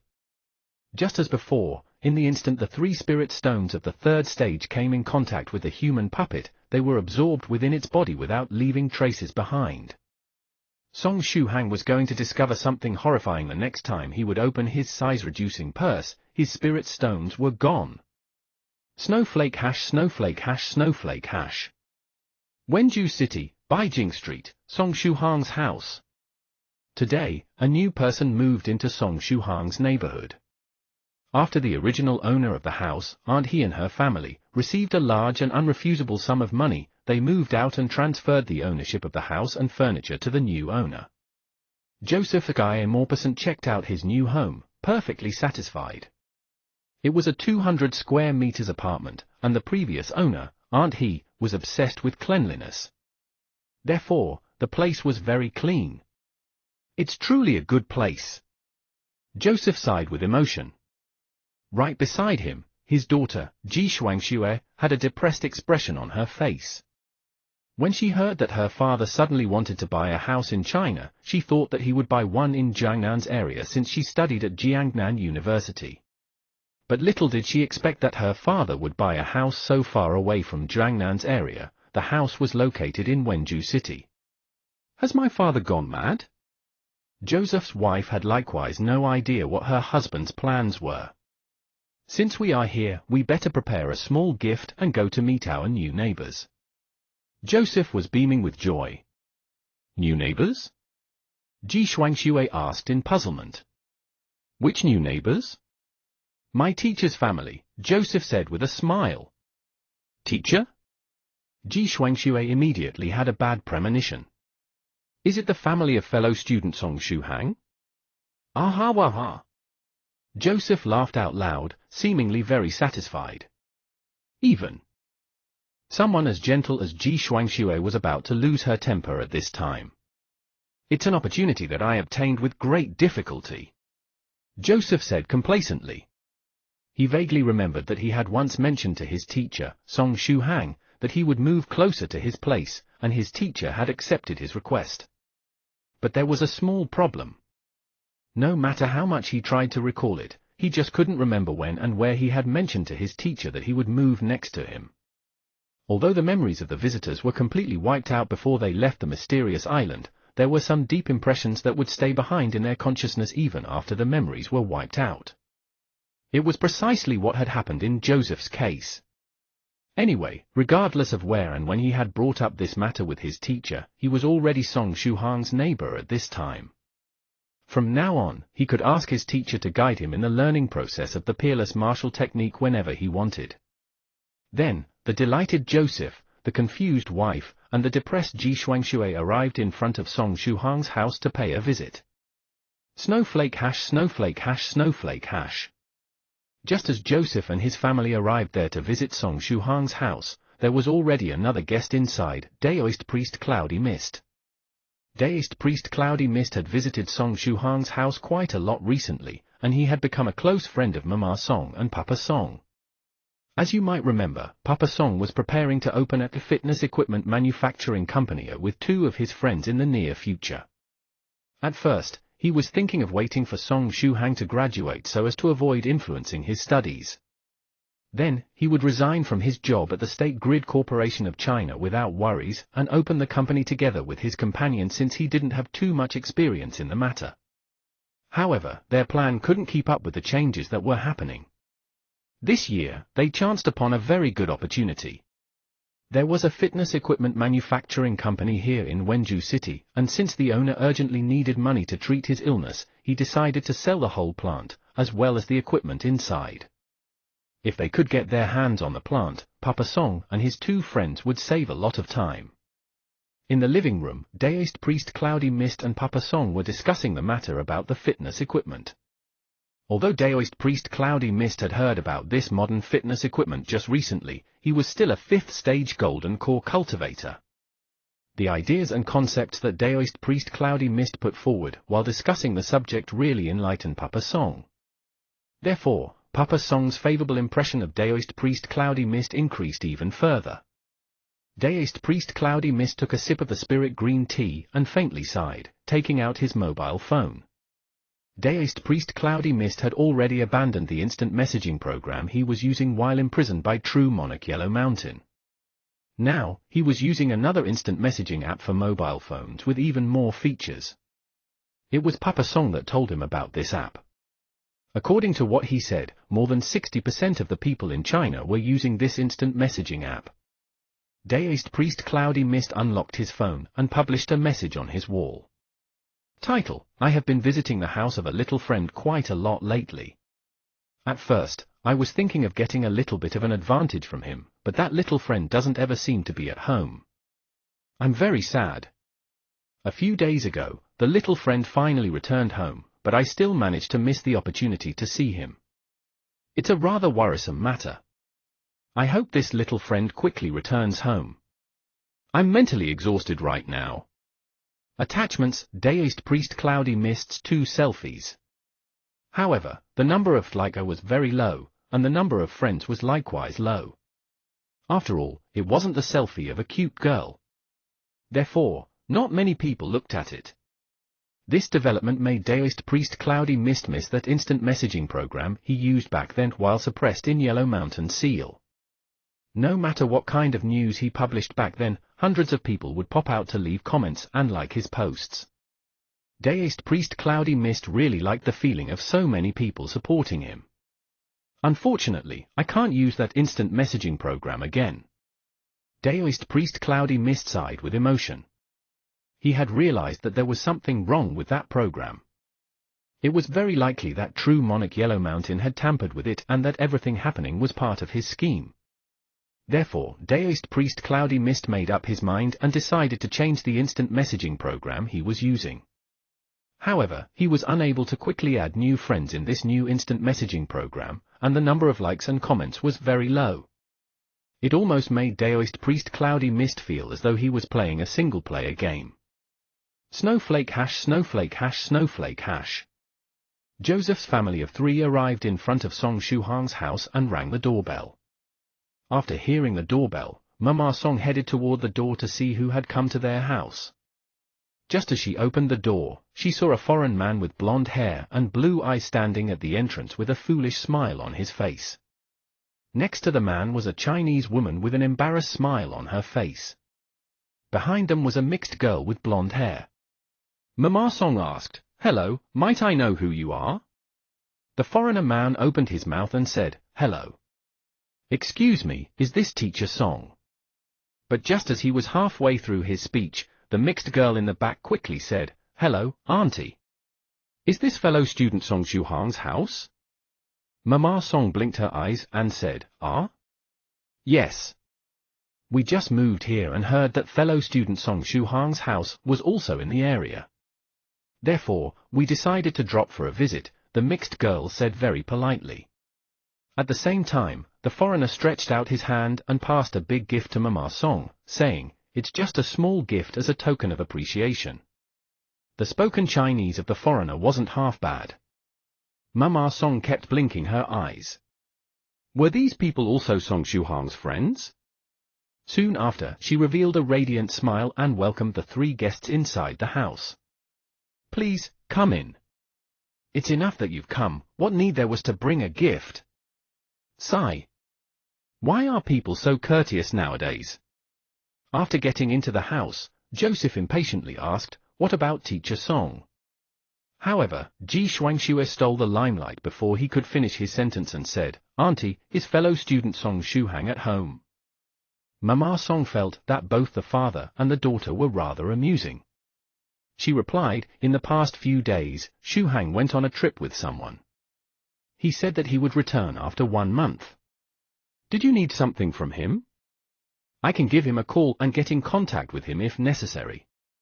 Anyway, would Song Shuhang really receive the call if Mama Song was to call him from Earth? Moreover, what kind of phone bill would be charged if the call went through? It's fine, it's fine. There is no need to call him, Auntie, Ji Shuangxue said with a smile. It was truly a wonderful news that Song Shuhang would return after a month. At that time, their university would have started already. On the other hand, Joseph's expression was one of disappointment. However, the disappointed look on Joseph's face didn't last for long, because he remembered about a certain matter. His teacher, Song Shuhang, once told him that the peerless martial technique he practiced was passed down from generation to generation.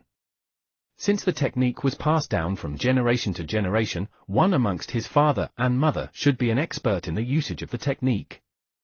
According to China's tradition of passing down secret kung fu's techniques, it was very likely that teacher Song Shuhang's father was the expert in question.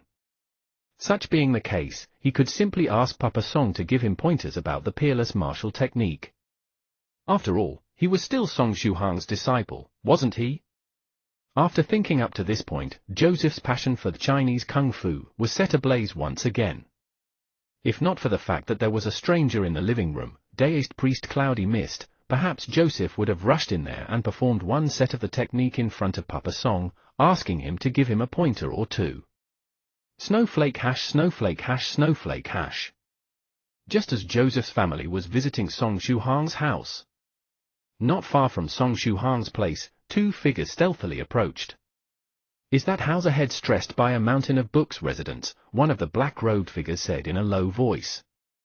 This information directly comes from senior brother young Master Hai. "There is no mistake," the other black-robed figure said. At the same time, an excited expression flashed through his eyes. "If we can take the family members of that stressed by a mountain of books as hostages, we can bargain with him and venerable 7th cultivator of true virtue and have them release the kidnapped peak leaders of our limitless demon sect. It would be a great achievement on our part. Perhaps we can get the soul-devouring demonic gourd too during the process." The eyes of the black-robed man number 1 shone. At that time, we would surely receive a big reward from the sect.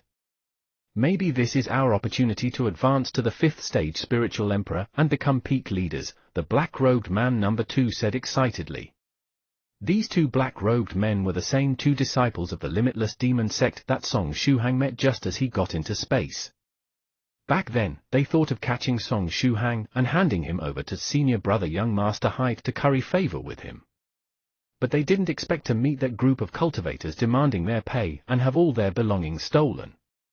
Soon after, the black-robed man number 1 and the black-robed man number 2 started to observe Song Shuhang's house, trying to confirm the situation. That middle-aged married couple was very likely the parents of that stressed by a mountain of books. On the other hand, the foreign man, his wife, and the mixed daughter were either relatives or guests. They might kidnap them as well while they were at it. They might get some extra spirit stones from it. Lastly, there was another very common man inside the house. He was probably just another guest. Deist priest Cloudy Mist hadn't used medicinal pills to boost his cultivation. He was a golden core spiritual emperor that had relied on his strength alone to condense his golden core and break through while suppressed by the 5 fingers mountain ceiling technique. As a result, his foundation was incredibly solid. Therefore, the 2 disciples of the limitless demon sect were completely unable to detect the level of his cultivation while Deist priest Cloudy Mist was hiding his strength and ended up treating him as an ordinary guest. The 2 disciples of the limitless demon sect slowly approached Song Shuhang's house. Snowflake hash snowflake hash snowflake hash. Just as the disciples of the limitless demon sect were slowly approaching Song Shuhang's house, a figure hiding on a nearby tree happily smiled. The figure quietly took out its phone and sent a message.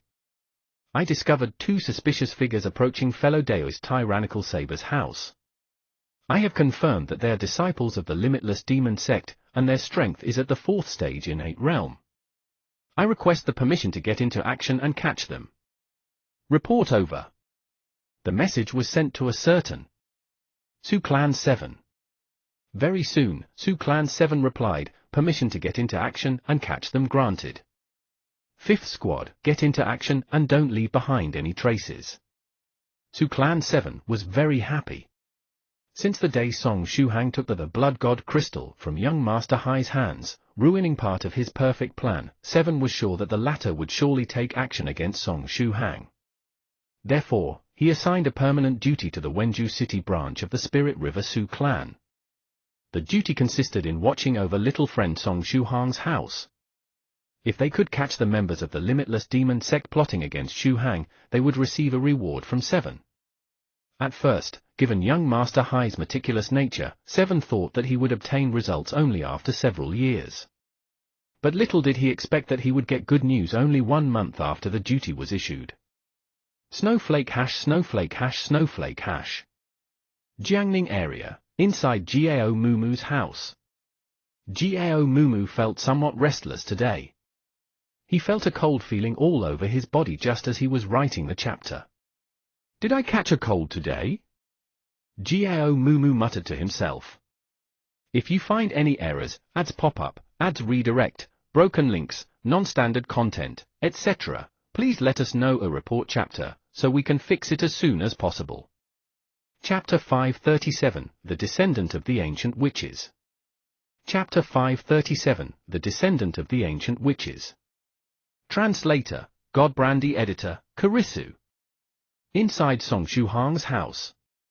In the living room, Deist priest Cloudy Mist, who was currently chatting and drinking tea with Papa Song, slightly raised his head and looked outside. Is this the aura of 2 cultivators of the 4th stage?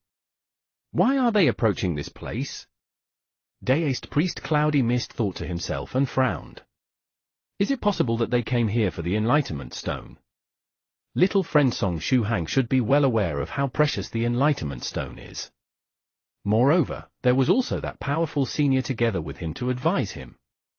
Therefore, he shouldn't have been stupid enough to tell others about the Enlightenment Stone, right? If not for the Enlightenment Stone, why are those 2 cultivators of the 4th stage innate realm secretly approaching this place? They had better not come here for the Enlightenment Stone, otherwise. Well, there is no otherwise actually. The Enlightenment Stone isn't even here. But right at this time, the situation outside changed once again. Just as the black-robed man number 1 and the black-robed man number 2 were secretly approaching Song Shuhang's house, the former felt everything before his eyes going black and fell to the ground with a thump. Did someone sneak attack him? The black-robed man number 2 immediately became extremely cautious. A cultivator of the 4th stage realm wouldn't casually trip and fall unless distracted.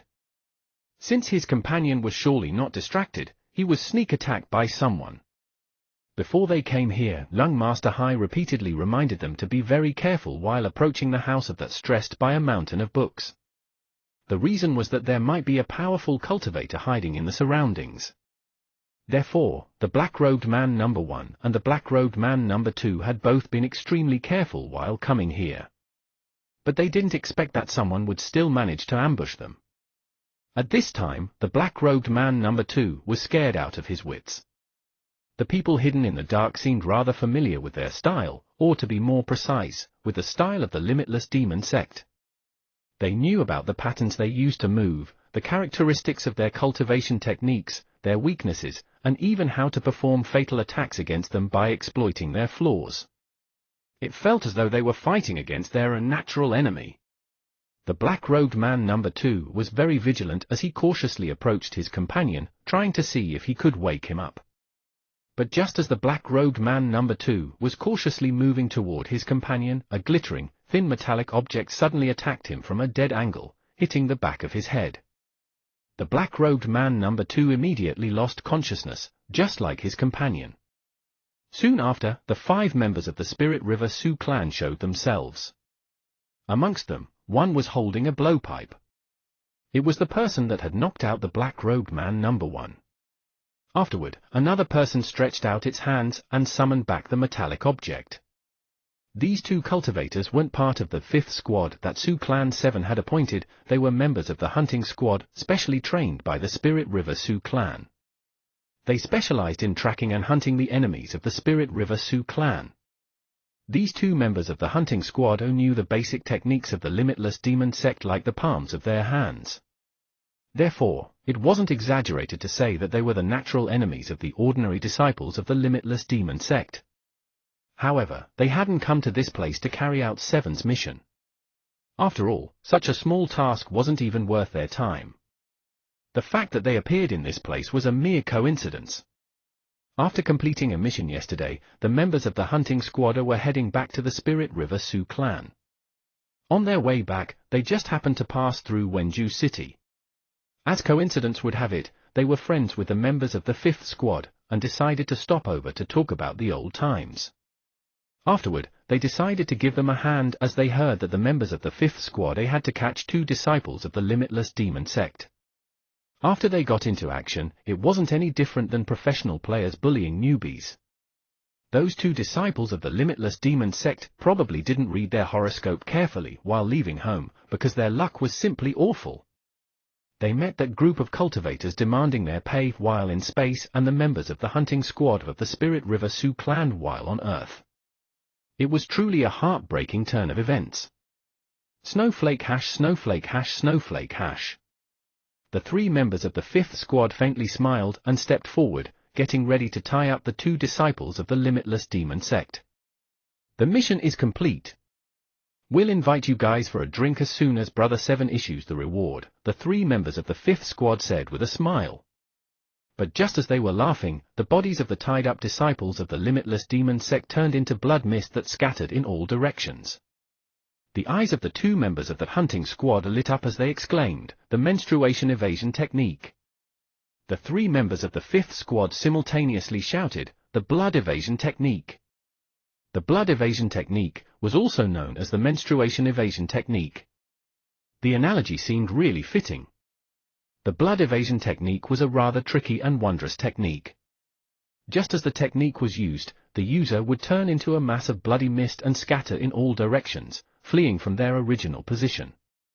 Finally, the blood mist would converge in one place, and the user would assume their original shape once more.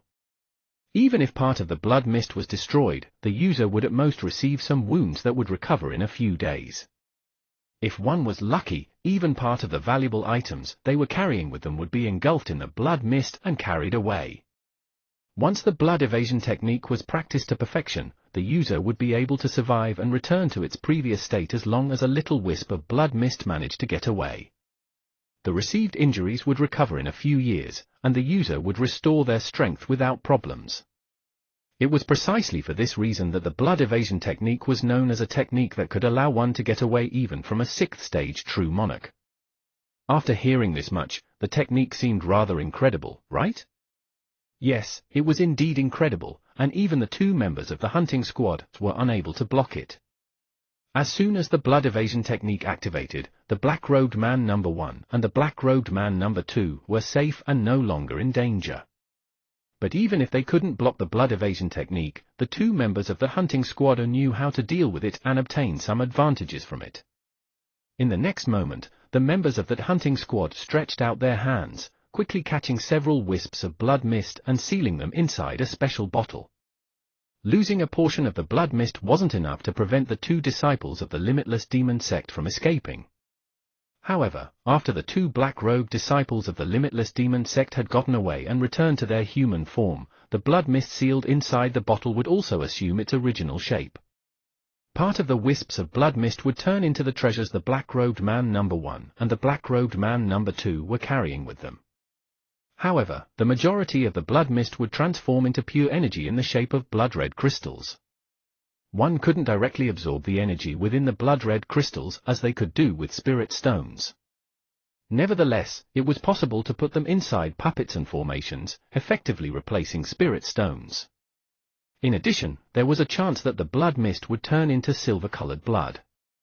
The silver blood was the condensed form of the mental energy of the user of the blood evasion technique. A part of the person's memories would be concealed within the silver blood. The reason the members of the Spirit River Sioux clan wanted to capture the 2 disciples of the Limitless Demon sect was to interrogate them to get additional information about the Limitless Demon sect from their mouths. If the blood mist were to turn into silver blood, their mission would be considered as complete. The blood mist scattered in all directions, quickly disappearing. But the 2 members of the hunting squad of the Spirit River Sioux clan had managed to catch a large amount of the mass of bloody mist. Snowflake hash, snowflake hash, snowflake hash. In the meantime, in the Limitless Demon sect, beneath the 9-eyed Karma Hall, on the 69th peak, the Mahoriga Peak. On the edge of the cliff shrouded in mist, young Master Hai's puppet clone slowly stood up. There were 2 talismans before him. But right at this time, both talismans suddenly burned to ashes. The talismans of the blood evasion technique the 2 junior brothers had with them suddenly activated, young Master Hai's puppet said while swaying amidst the wind. The talismans with the blood evasion technique the 2 disciples of the Limitless Demon sect had with them were something that young Master Hai had gifted them. After all, it was very likely that a powerful expert was hiding in the house of that stressed by a mountain of books. Therefore, young Master Hai couldn't casually send 2 cultivators of the 4th stage there to die. Demon Monarch Anji's soul clone appeared and said, "It means that someone is still secretly protecting stressed by a mountain of books." Just as we expected. Young Master Hai said with a nod. The 2 junior brothers were used as pawns to probe into the situation. At this time, a purple bamboo drilled out from one side. The purple bamboo was Immortal Farming Sect Sheng Neng's clone. I have some news. After the conclusion of the hand-guided tractor competition, Stressed by a Mountain of Books exchanged the Blood God Crystal with another cultivator called Palace Master 7 Lives Talisman D. This matter was hardly a secret. On the contrary, Palace Master 7 Lives Talisman himself had decided to make it public to help Song Shu Hang. The meaning was, "Do you want the Blood God Crystal? Come and look for me." Palace Master 7 Lives Talisman? What is his cultivation level? Demon Monarch Anji asked. The purple bamboo replied, "He is currently at the peak of the 4th stage realm and should be about to break through to the 5th stage realm." He is only at the 4th stage realm? Such being the case, shouldn't we send someone to steal the Blood God Crystal from him?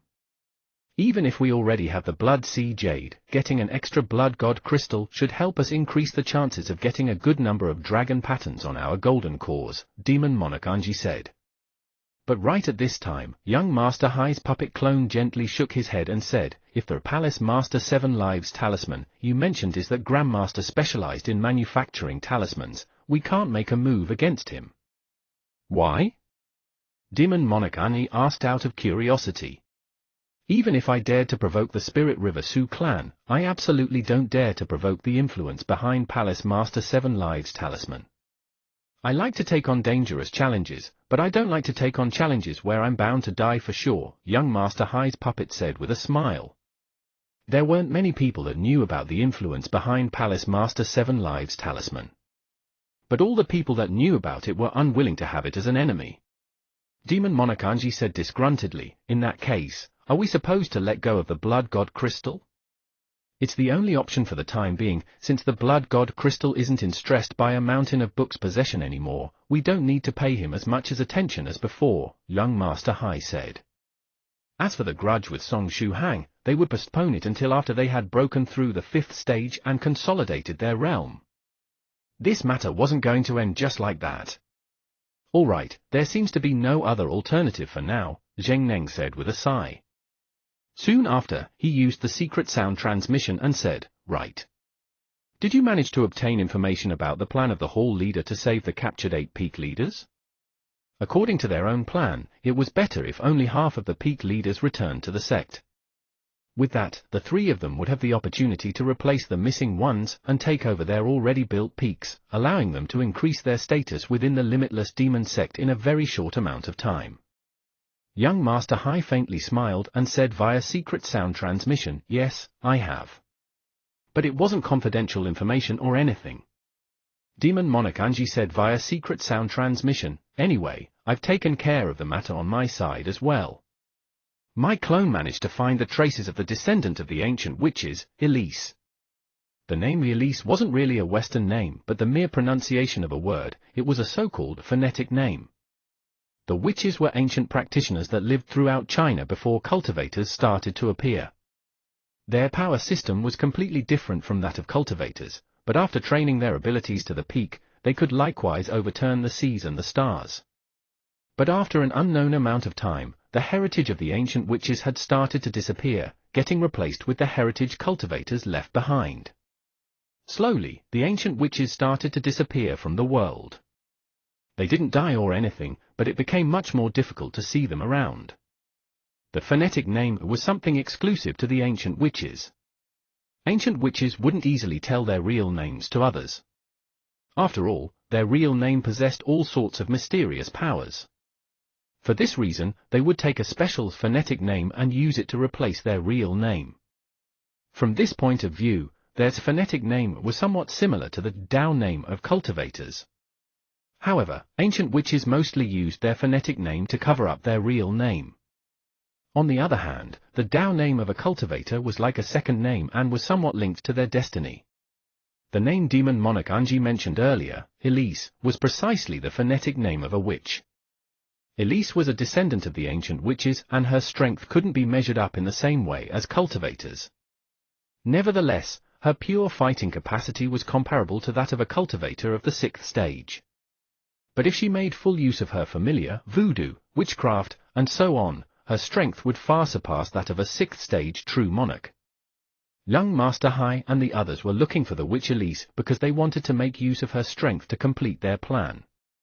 The ancient witch Elise was a close friend of Venerable 7th Cultivator of True Virtue. Venerable 7th Cultivator of True Virtue had repeatedly saved her life, and Elise was looking for an opportunity to repay the favor. As a consequence, young Master Hai and the others decided to borrow the strength of the witch to have some of the peak leaders of the limitless demon sect stay behind in Venerable 7th Cultivator of True Virtue's mine. It was a pretty good choice. Their plan consisted in bringing over the ancient witch while the hall leader of the Nine-Eyed Karma Hall was rescuing the 8 peak leaders, giving him time to save only 3 or 4 of them. As for the remaining peak leaders, they could happily keep mining in Venerable 7th Cultivator of True Virtue's mine. The only problem was that ancient witches weren't that easy to use. Perhaps due to the special method they used to practice, all ancient witches were very moody, and their train of thought wasn't on the same page as normal people. For someone like young Master Hai that liked to have everything under his control and leave nothing to fate, it was rather annoying to rely on such a person. No one knew what this type of person would do in the next instant, because even the person in question didn't know what they would do next. Young Master Hai sighed and said, "Hopefully, everything will go according to the plan." At the same time, his puppet clone performed a hand seal. In the distant Wenju city, by Beijing Street where Song Shuhang's house was located. The tree leaves next to the place where the bodies of the two disciples of the Limitless Demon sect were lying before had wisps of blood mist on them that not even the members of the Spirit River Su clan noticed. After young Master Hai performed the hand seal, the small wisps of blood mist transformed into a button-sized metallic spider. At this time, the members of the Spirit River Su clan had already left the scene. The metallic spider quickly crawled toward Song Shuhang's house. It was something that young Master Hai had secretly concealed within the blood evasion technique. According to his plan, the metallic spider would quietly sneak into Song Shuhang's house and stay there for the time being. The metallic spider was part of young Master Hai's reserve plan. If the plan to bring over the ancient witch failed, he could activate the spider and put into practice his reserve plan, using the relationship between Song Shuhang and Venerable Seventh Cultivator of True Virtue to reach his own goal. If you find any errors, ads pop up, ads redirect, broken links, non-standard content, etc., please let us know a report chapter, so we can fix it as soon as possible. Chapter 538, I added a gentle-looking girl yesterday, her name is Yu Jiaojiao. Chapter 538, I added a gentle-looking girl yesterday, her name is Yu Jiaojiao. Translator, Godbrandy Editor, Karisu. However, it was better not to make use of this plan if possible. After all, Venerable Seventh Cultivator of True Virtue was very troublesome to deal with. Actually, each and every Venerable was very troublesome to deal with. Only death waited for those that were not careful enough. Snowflake hash snowflake hash snowflake hash. The small metallic spider quietly crawled into Song Shuhang's house. Everything proceeded without a hitch, and the spider wasn't stopped by any defensive barrier or discovered. Young Master Hai secretly heaved a sigh in relief. Soon after, he mobilized the small spider and had it climb the wall until reaching a lamp hanging from the ceiling, commanding it to hide inside. Afterward, young Master Hai transmitted another order to the small metallic spider and told it to lie low and temporarily cut off all connections with the external world so as to avoid the expert staying at stressed by a mountain of books place discovering it. Now, he had taken care of his second plan as well. It was a pity that there wasn't enough time. Otherwise, someone with young Master Hai's disposition would have prepared a third or a fourth plan just to be safe. Snowflake hash snowflake hash snowflake hash. As young Master Hai cut off the connection between him and the small metallic spider, Daoist Priest Cloudy Mist, who had his head lowered and had been drinking tea all along, faintly raised his head and glanced at the lamp where the small metallic spider was hiding. Daoist Priest Cloudy Mist just gave it a casual look and didn't gaze at it a second time. Afterward, he kept drinking his tea and chatting with Papa Song. The nearby Joseph also quickly blended in and joined the conversation. While they were discussing, Daoist Priest Cloudy Mist used his mental energy to pay close attention to the small metallic spider. Is that thing something similar to a hidden camera? What is the guy that placed the metallic spider there planning to do? After pondering for a short moment, Daoist Priest Cloudy Mist decided not to destroy the spider for the time being so as to avoid alerting the enemy. He had to make sure whether or not that guy was after the Enlightenment Stone. However, he still had to take some safety measures. After all, he couldn't stay at Song Shuhang's place all day. He had to practice and go out to have fun as well. Therefore, after chatting with Papa Song and the others for about half an hour, Daoist Priest Cloudy Mist decided to leave. As he left the room, he gently moved his right hand, and the spiritual energy above changed into thin threads. The emptying miracle hand was about to get into action. In the blink of an eye, Daoist Priest Cloudy Mist cut off the 8 legs of the metallic spider, leaving behind only its legless body. After completing his duty, he left the house, perfectly satisfied. Snowflake hash snowflake hash snowflake hash. As soon as Daoist Priest Cloudy Mist left, Joseph got excited. he was planning to get up and perform the Times a calling in front of Papa Song and ask him for pointers. But right at this time, Joseph's wife and daughter, Ji Shuangxue, came over from the other room. "Dear, it's already late. We should also get going," Joseph's wife said with a smile. Ji Shuangxue added, "Father, the people from the moving company have arrived. We have so many things we need to move into the new house." Thereupon, Joseph could only regretfully leave Papa Song. But it didn't matter too much. Now that he and Song Shuhang were neighbors, he could come over to his house at any time. There is bound to be a day when I'll also become a martial arts expert and create explosions with my fist just like my teacher. Joseph thought to himself. From childhood all the way to adulthood, Joseph had dreamt about becoming an expert in Chinese Kung Fu. Now, he was one step away from realizing his dream. Oh, Chinese Kung Fu is truly the best. Snowflake hash, snowflake hash, snowflake hash. In the Jiangnan area, inside Jiao Mumu's house.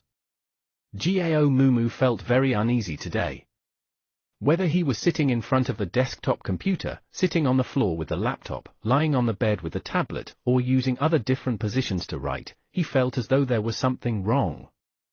He had already thought of the plot of the story in his head, but his fingers would stiffen whenever he tried to type something, making him feel uneasy. "Is my sloth cancer flaring up again?" Jiao Mumu muttered to himself. Each month, there would be a few days when he didn't feel like writing anything and would, therefore, take a break.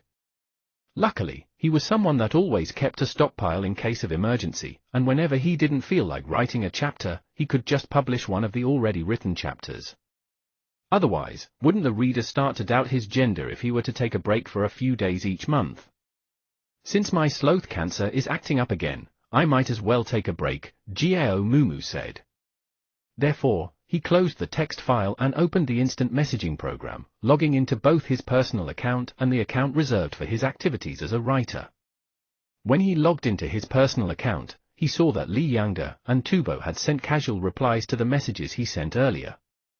It was summer vacation and there was hardly anything new or interesting to talk about. Therefore, he also sent some casual replies to Tubo and the others. Soon after, he opened the window of the conversation with Song Shuhang. Since he was bored yesterday, he sent Song Shuhang a very concise message, "Are you online?" This morning, Song Shuhang finally replied and said, "I'm online." Jiao Mumu typed a few sentences, "Are you still there? Where did you run to have fun?" Song Shuhang quickly replied, "You would get a scare if I were to tell you. I'm currently floating in the middle of space, and there are only meteoroids around. I'm very bored." Song Shuhang was very bored at this time. After all, he was just aimlessly drifting about in space. Jiao Mumu smiled and wrote, "Have you become an astronaut and decided to take a walk in space amongst the meteoroids? Ahaha, tell me the truth. What are you doing now? Are you on a date with a beauty or something? If you don't want to believe me, fine tilde, but I'm telling the truth. Anyway, how are things on your end?" Song Shuhang asked. At the same time, he secretly thought to himself, "Wait until I'm done with my practice and manage to learn some incredible technique. At that time, I'll bring you for a stroll in space and scare you to death. I was planning to go on a trip with Yari. This time, I absolutely won't let you guys ruin it, waha.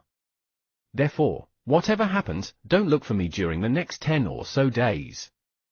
Even if the world comes to an end, I'll get through the calamity together with Yari," Jiao Mumu said complacently.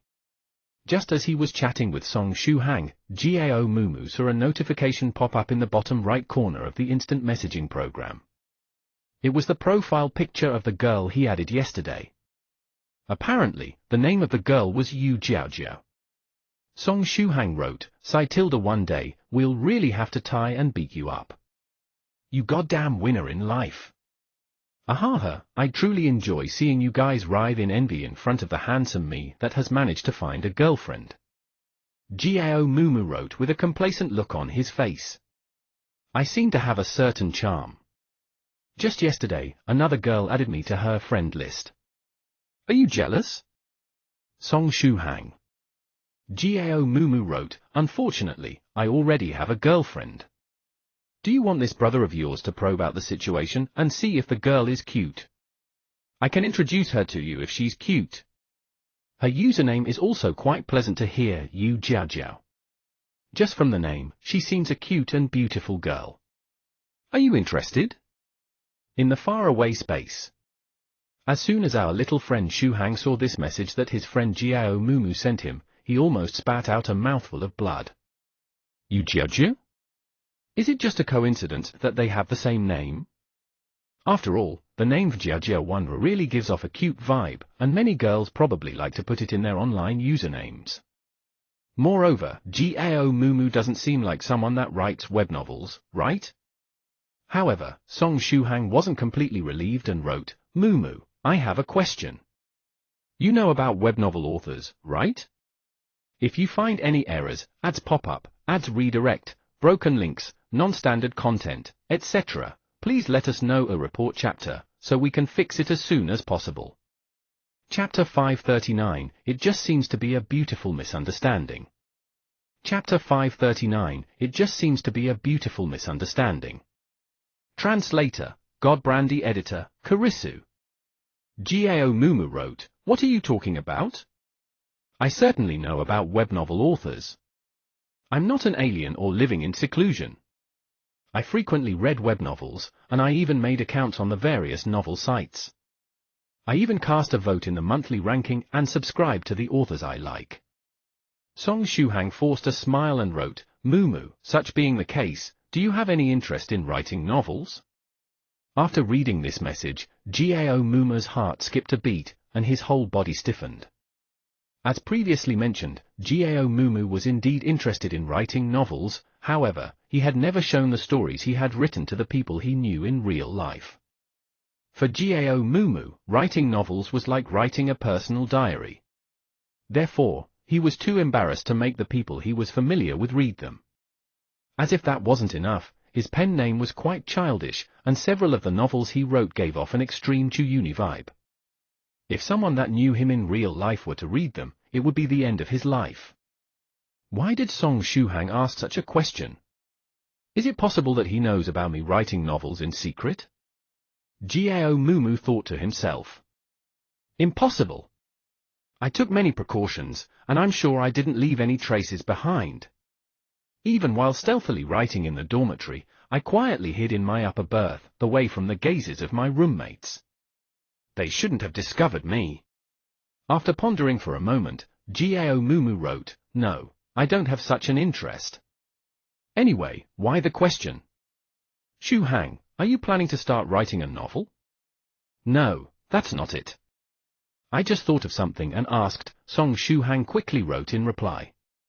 Since Gao Mumu doesn't seem someone interested in writing novels, the Yu Jiao Jiao that added him should have nothing to do with the reverse mermaid Yu Jiao Jiao I know, right?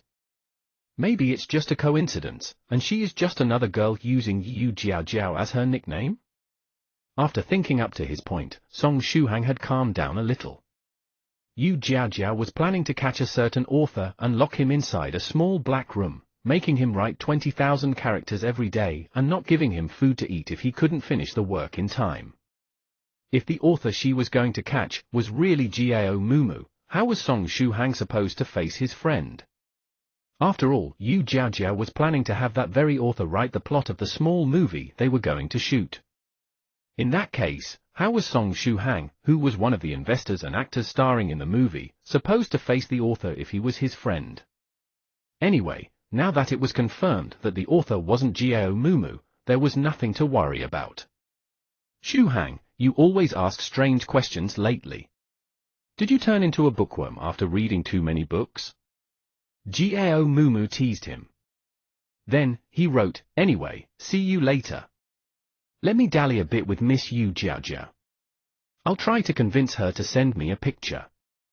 If she's cute, I'll give you her account number so that you can try to win her over." After writing this much, Gao Mumu didn't wait for Song Shuhang's reply and switched to Yu Jiao Jiao's chat window. 3 minutes earlier, Miss Yu Jiao Jiao had sent the following message, "Excuse me, are you Holy Paladin, the author of the ****** novel?" Gao Mumu wrote, "Yes, that's me. Holy Paladin, I've been following your book for quite a while Tilda. I have to say that it's really entertaining. Your pen name is also very interesting," Yu Jiajia wrote. Gao Mumu wrote, "Miss Jiajiao, your username is also very interesting. Holy Paladin, do you live in the Jiangnan area of China?" Yu Jiajiu asked. Gao Mumu wrote, "Yes. It's all written in my basic information Tilda anyway. What about you, Miss Jiajiao?" Yu Jiajia wrote, "I live close to the East China Sea, he. Close to the East China Sea? What a coincidence. I went on a trip to the East China Sea and returned just recently." Gao Mumu skillfully typed on the keyboard. After a few sentences, Gao Mumu had already started to get more familiar with Yu Jiajiao. Of course, he had no intention of starting an online love affair. He already had a girlfriend, and he wasn't someone that would go around hitting on girls in real life. After all, he was very faithful to Yuri, it should be clear from his actions on the mysterious island. In order to save his beloved girlfriend, he rushed ahead by disregarding his own safety and fell into the talons of the huge eagles. It was a pity that Gao Mumu had lost memory of it. Anyway, since he couldn't flirt with girls in real life, he could only flirt with them online. Moreover, he wasn't using his personal account to flirt but the one reserved for his activities as an author. As the saying went, practice makes perfect. Unknowingly, Gao Mumu's online flirting skills had reached a very high level. After a while, thanks to Gao Mumu's skills, the two of them had started to happily chat as though they were a couple. Thereupon, Gao Mumu seized the opportunity and asked Yu Jiajiao to send him one of her pictures. "Sure, just wait a moment. I'll flip through the photo album and send you a picture." Yu Jiajiao's reply was very straightforward. Soon after, Yu Jiajiao sent him the picture of an incredible beauty. The background of the picture was a beautiful pond located inside a courtyard. The sun was shining brightly, and a woman with black, wavy hair was sitting next to the small pond. Her exquisite facial features resembled that of an elf, and she gave off the faint impression of being an ethnically mixed person. She had light blue eyes and skin that was as white as jade. She was wearing a long skirt, the end of the skirt was immersed in the water of the pond. The beautiful woman was holding a small thing in her hand. But due to the distance, it wasn't clear what that thing was.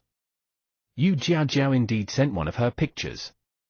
However, the beautiful woman in the picture was Yu Jiajiao's mother. Her mother was a fish of the 5th stage realm that could assume human form. She was extremely attractive, just like a mermaid.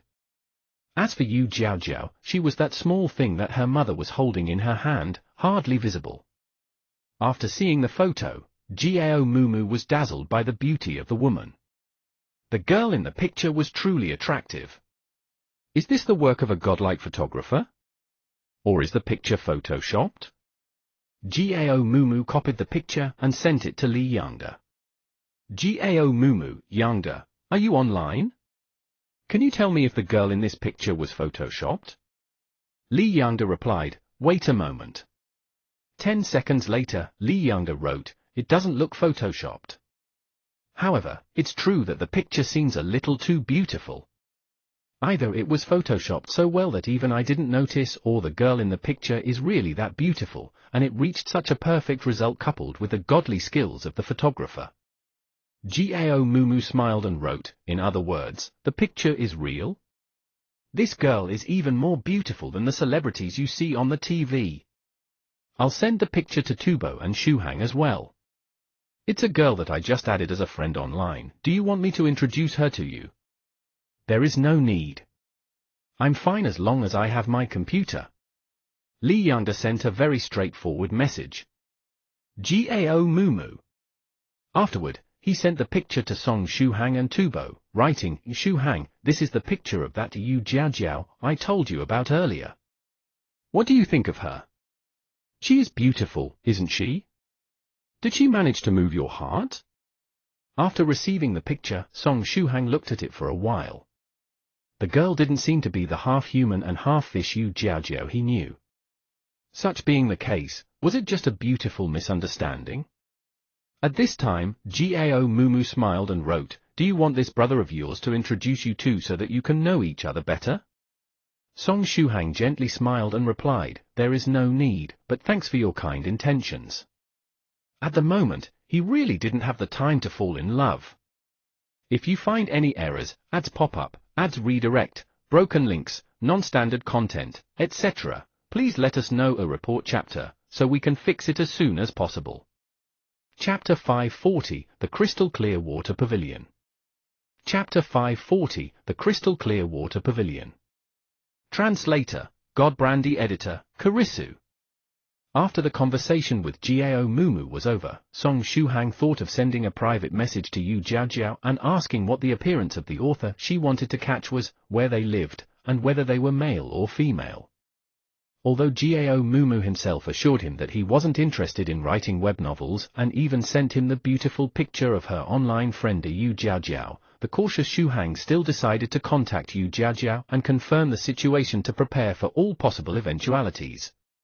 But just as he prepared to click on Yu Jiajiao's conversation window and send her a message, a big red exclamation mark appeared on the interface of his instant messaging program, accompanied by the following message: "The internet is not available in the most remote corners of the world. Please, check your network settings." What? The internet isn't working? Song Shuhang returned to the homepage of the phone and discovered that the mobile phone had no signal at this time. Now then, the fact that the mobile phone could get a signal in space was already something rather unscientific to begin with. But at the end of the day, it was a mobile phone that Senior White had modified personally. Even if it could suddenly transform into one of those lightsabers that the Jedi wielded, Song Shuhang wouldn't be too surprised. There is no signal in this place. It seems that I'm currently too far away from Earth. Even the mobile phone Senior White modified personally is unable to get a signal here, Song Shuhang said. Shuhang had no other option but to put the phone away. Now, he could only wait until he drifted to a place that was a little closer to Earth and ask Yu Jiajia those questions at that time. Nothing bad would happen in the meantime, right? Snowflake hash snowflake hash snowflake hash. Song Shuhang kept floating in the vast universe. In the nearby space capsule, Chu Chu was holding Li Yinju in her embrace and slightly shivering. The cold emanating from Li Yinyu's body was getting stronger each day, and it was only a matter of time before her disease flared up again. The strength of the cold emanating from her body could injure even the ancestor of the Chu family, who was a cultivator of the 5th stage realm, let alone a 2nd stage true master like Chu Chu. "Can you hold on?" Song Shuhang asked via secret sound transmission. Chu Chu didn't reply, but silently nodded. At this time, she was using all the true qi in her body to resist the cold emanating from Li Yinyu's body. Therefore, she didn't have the luxury to divert her attention and use the secret sound transmission to communicate with Song Shuhang. Song Shuhang heaved a sigh. It seemed they had to look for a place to rest first. Just as this thought flashed through his mind, he saw a palace-like building located on a meteoroid several thousand meters away from him. A formation protected the building and only cultivators could see it. Song Shuhang pondered for a moment and decided to operate the formation on his spacesuit. He wanted to steer clear of that palace. When he saw that strange palace built on a meteoroid right in the middle of space, his sixth sense told him that it was going to be a rather troublesome place. He was currently in space, and he couldn't casually head toward that place before making sure whether the people there were friends or foes. Therefore, it was better to steer clear of that place for now and see how things evolved. Just as this thought crossed his mind, the front gate of the palace-like building suddenly opened. Afterward, a pair of male and female attendants came out of the palace. Both of them were very good-looking. They stood beside the gate of the palace and noticed Song Shuhang with but a glance. The pair of male and female attendants were very polite and greeted Song Shuhang from afar. Song Shuhang pondered for a moment and also greeted the pair of male and female attendants while still wearing his cumbersome spacesuit. The pair laughed in unison, and although they were standing very far away, their smiling faces were clearly visible. In the next moment, Song Shuhang felt his body getting attracted toward the palace-like building. He was simply unable to stop. Not good. Did I fall into their trap the instant I greeted them? Is it possible that it's like that scene from Journey to the West with the golden red gourd? Monkey, I'll call your name. Do you dare to reply? And if one replied, they would get sucked into the gourd. Is it possible that I activated the trap by returning their greetings, stimulating this particular feature of the palace that started to attract me over? Forget it. Since I'm being attracted to that place, I might as well go over and take a look. But I need to take precautions as well. Song Shuhang was only a cultivator of the second stage, while the opposite party had such tricks at their disposal. Since he didn't have the strength to revolt and couldn't escape either, his only option was to go over and meet the opposite party face to face. But just as he was in deep thoughts, Song Shuhang suddenly felt that his eyelids had become incredibly heavy. Snowflake hash snowflake hash snowflake hash. July 31st, Wednesday. Today's Dao name was a Daoist priest wood. Since Song Shuhang was currently in space, the weather on Earth was unknown. After Song Shuhang greeted that pair of male and female attendants yesterday, the gate of the palace suddenly attracted him over. Immediately after, just as Song Shuhang prepared to act according to the circumstances, a burst of sleepiness rushed to his head and made him lose consciousness. In the blink of an eye, it was already the next day. It was the last day of July, the 31st day. Just as he opened his eyes, Song Shuhang noticed that he was lying on a colossal arched bridge. There were 2 lampposts on each extremity of the arched bridge, illuminating it with their white light. Song Shuhang was currently lying in the center of the bridge. "Here am I?" Song Shuhang muttered as he looked all around. The arched bridge was comparable to the modern bridges used to cross the sea. It was very long, and Song Shuhang could only faintly see the lampposts at the 2 extremities. Then, he shot a glance at this body. He was still wearing the cumbersome spacesuit, and Chu Chu and Li Yinju were still sleeping in the nearby space capsule. All the treasures he had with him were still there, he hadn't lost any of them. Song Shuhang took out his mobile phone and looked at the time. It had already been a day since he had come here. There was no signal at this time, and he couldn't get in contact with the outside world. Song Shuhang shot another look all around. However, he didn't manage to see that pair of male and female attendants he saw yesterday. "It doesn't even feel as if I'm in space," Song Shuhang muttered to himself. Below the arched bridge was a boundless sea of clouds that seemed to have no end. When he raised his head and looked upward, he saw a blue sky with iridescent clouds spread all over. The sky was slightly dark at this time. After taking off the helmet of the spacesuit, Song Shuhang discovered that the surrounding area was filled with oxygen. The quality of the air was even better than the one on Earth. Pure spiritual energy entered his body after each mouthful of air he was inhaling, refreshing both his body and mind. The quality of the spiritual energy is incredibly high here. Is it possible that the entrance to the palace I saw yesterday was actually the entrance of an immortal cave? "Hey, is there someone around?" Song Shuhang called out. However, no one replied to his question. Song Shuhang pondered for a short while and decided to head toward one of the extremities of the arched bridge while carrying the space capsule on his shoulders. Since he was standing in the center of the bridge, he casually chose one side. After traveling for around 5,000 meters, Song Shuhang finally arrived at the end of one of the 2 extremities of the bridge. What appeared in front of him at the end of the road was a double-layered ancient Chinese-style pavilion. The pavilion was positioned at the end of the bridge and blocked the only road one could travel on, blocking Song Shuhang's way just as though it was the gate to a city. There was a signboard mounted on the pavilion with the following words written on it: Crystal Clear Water Pavilion. The Crystal Clear Water Pavilion? It sounds like the name of a school or a sect. Song Shuhang arrived in the front of the door of the pavilion and stretched out his hand to knock on it. Clang tilde? But right at this time, the huge door of the pavilion opened, and the pair of male and female attendants Song Shuhang met yesterday appeared before his eyes. The female attendant blinked her eyes and said, "Fellow Daoist that has come here from afar, we have come to welcome you." The male attendant smiled and said, "I knew that there was fate between us, fellow Daoist. I was sure you would choose the road that would lead to the Crystal Clear Water Pavilion." The arched bridge was a small test to determine one's fate. The bridge had two extremities. One of them led toward the crystal clear water pavilion while the other one toward the exit. If you find any errors, ads pop up, ads redirect, broken links, non-standard content, etc., please let us know a report chapter, so we can fix it as soon as possible.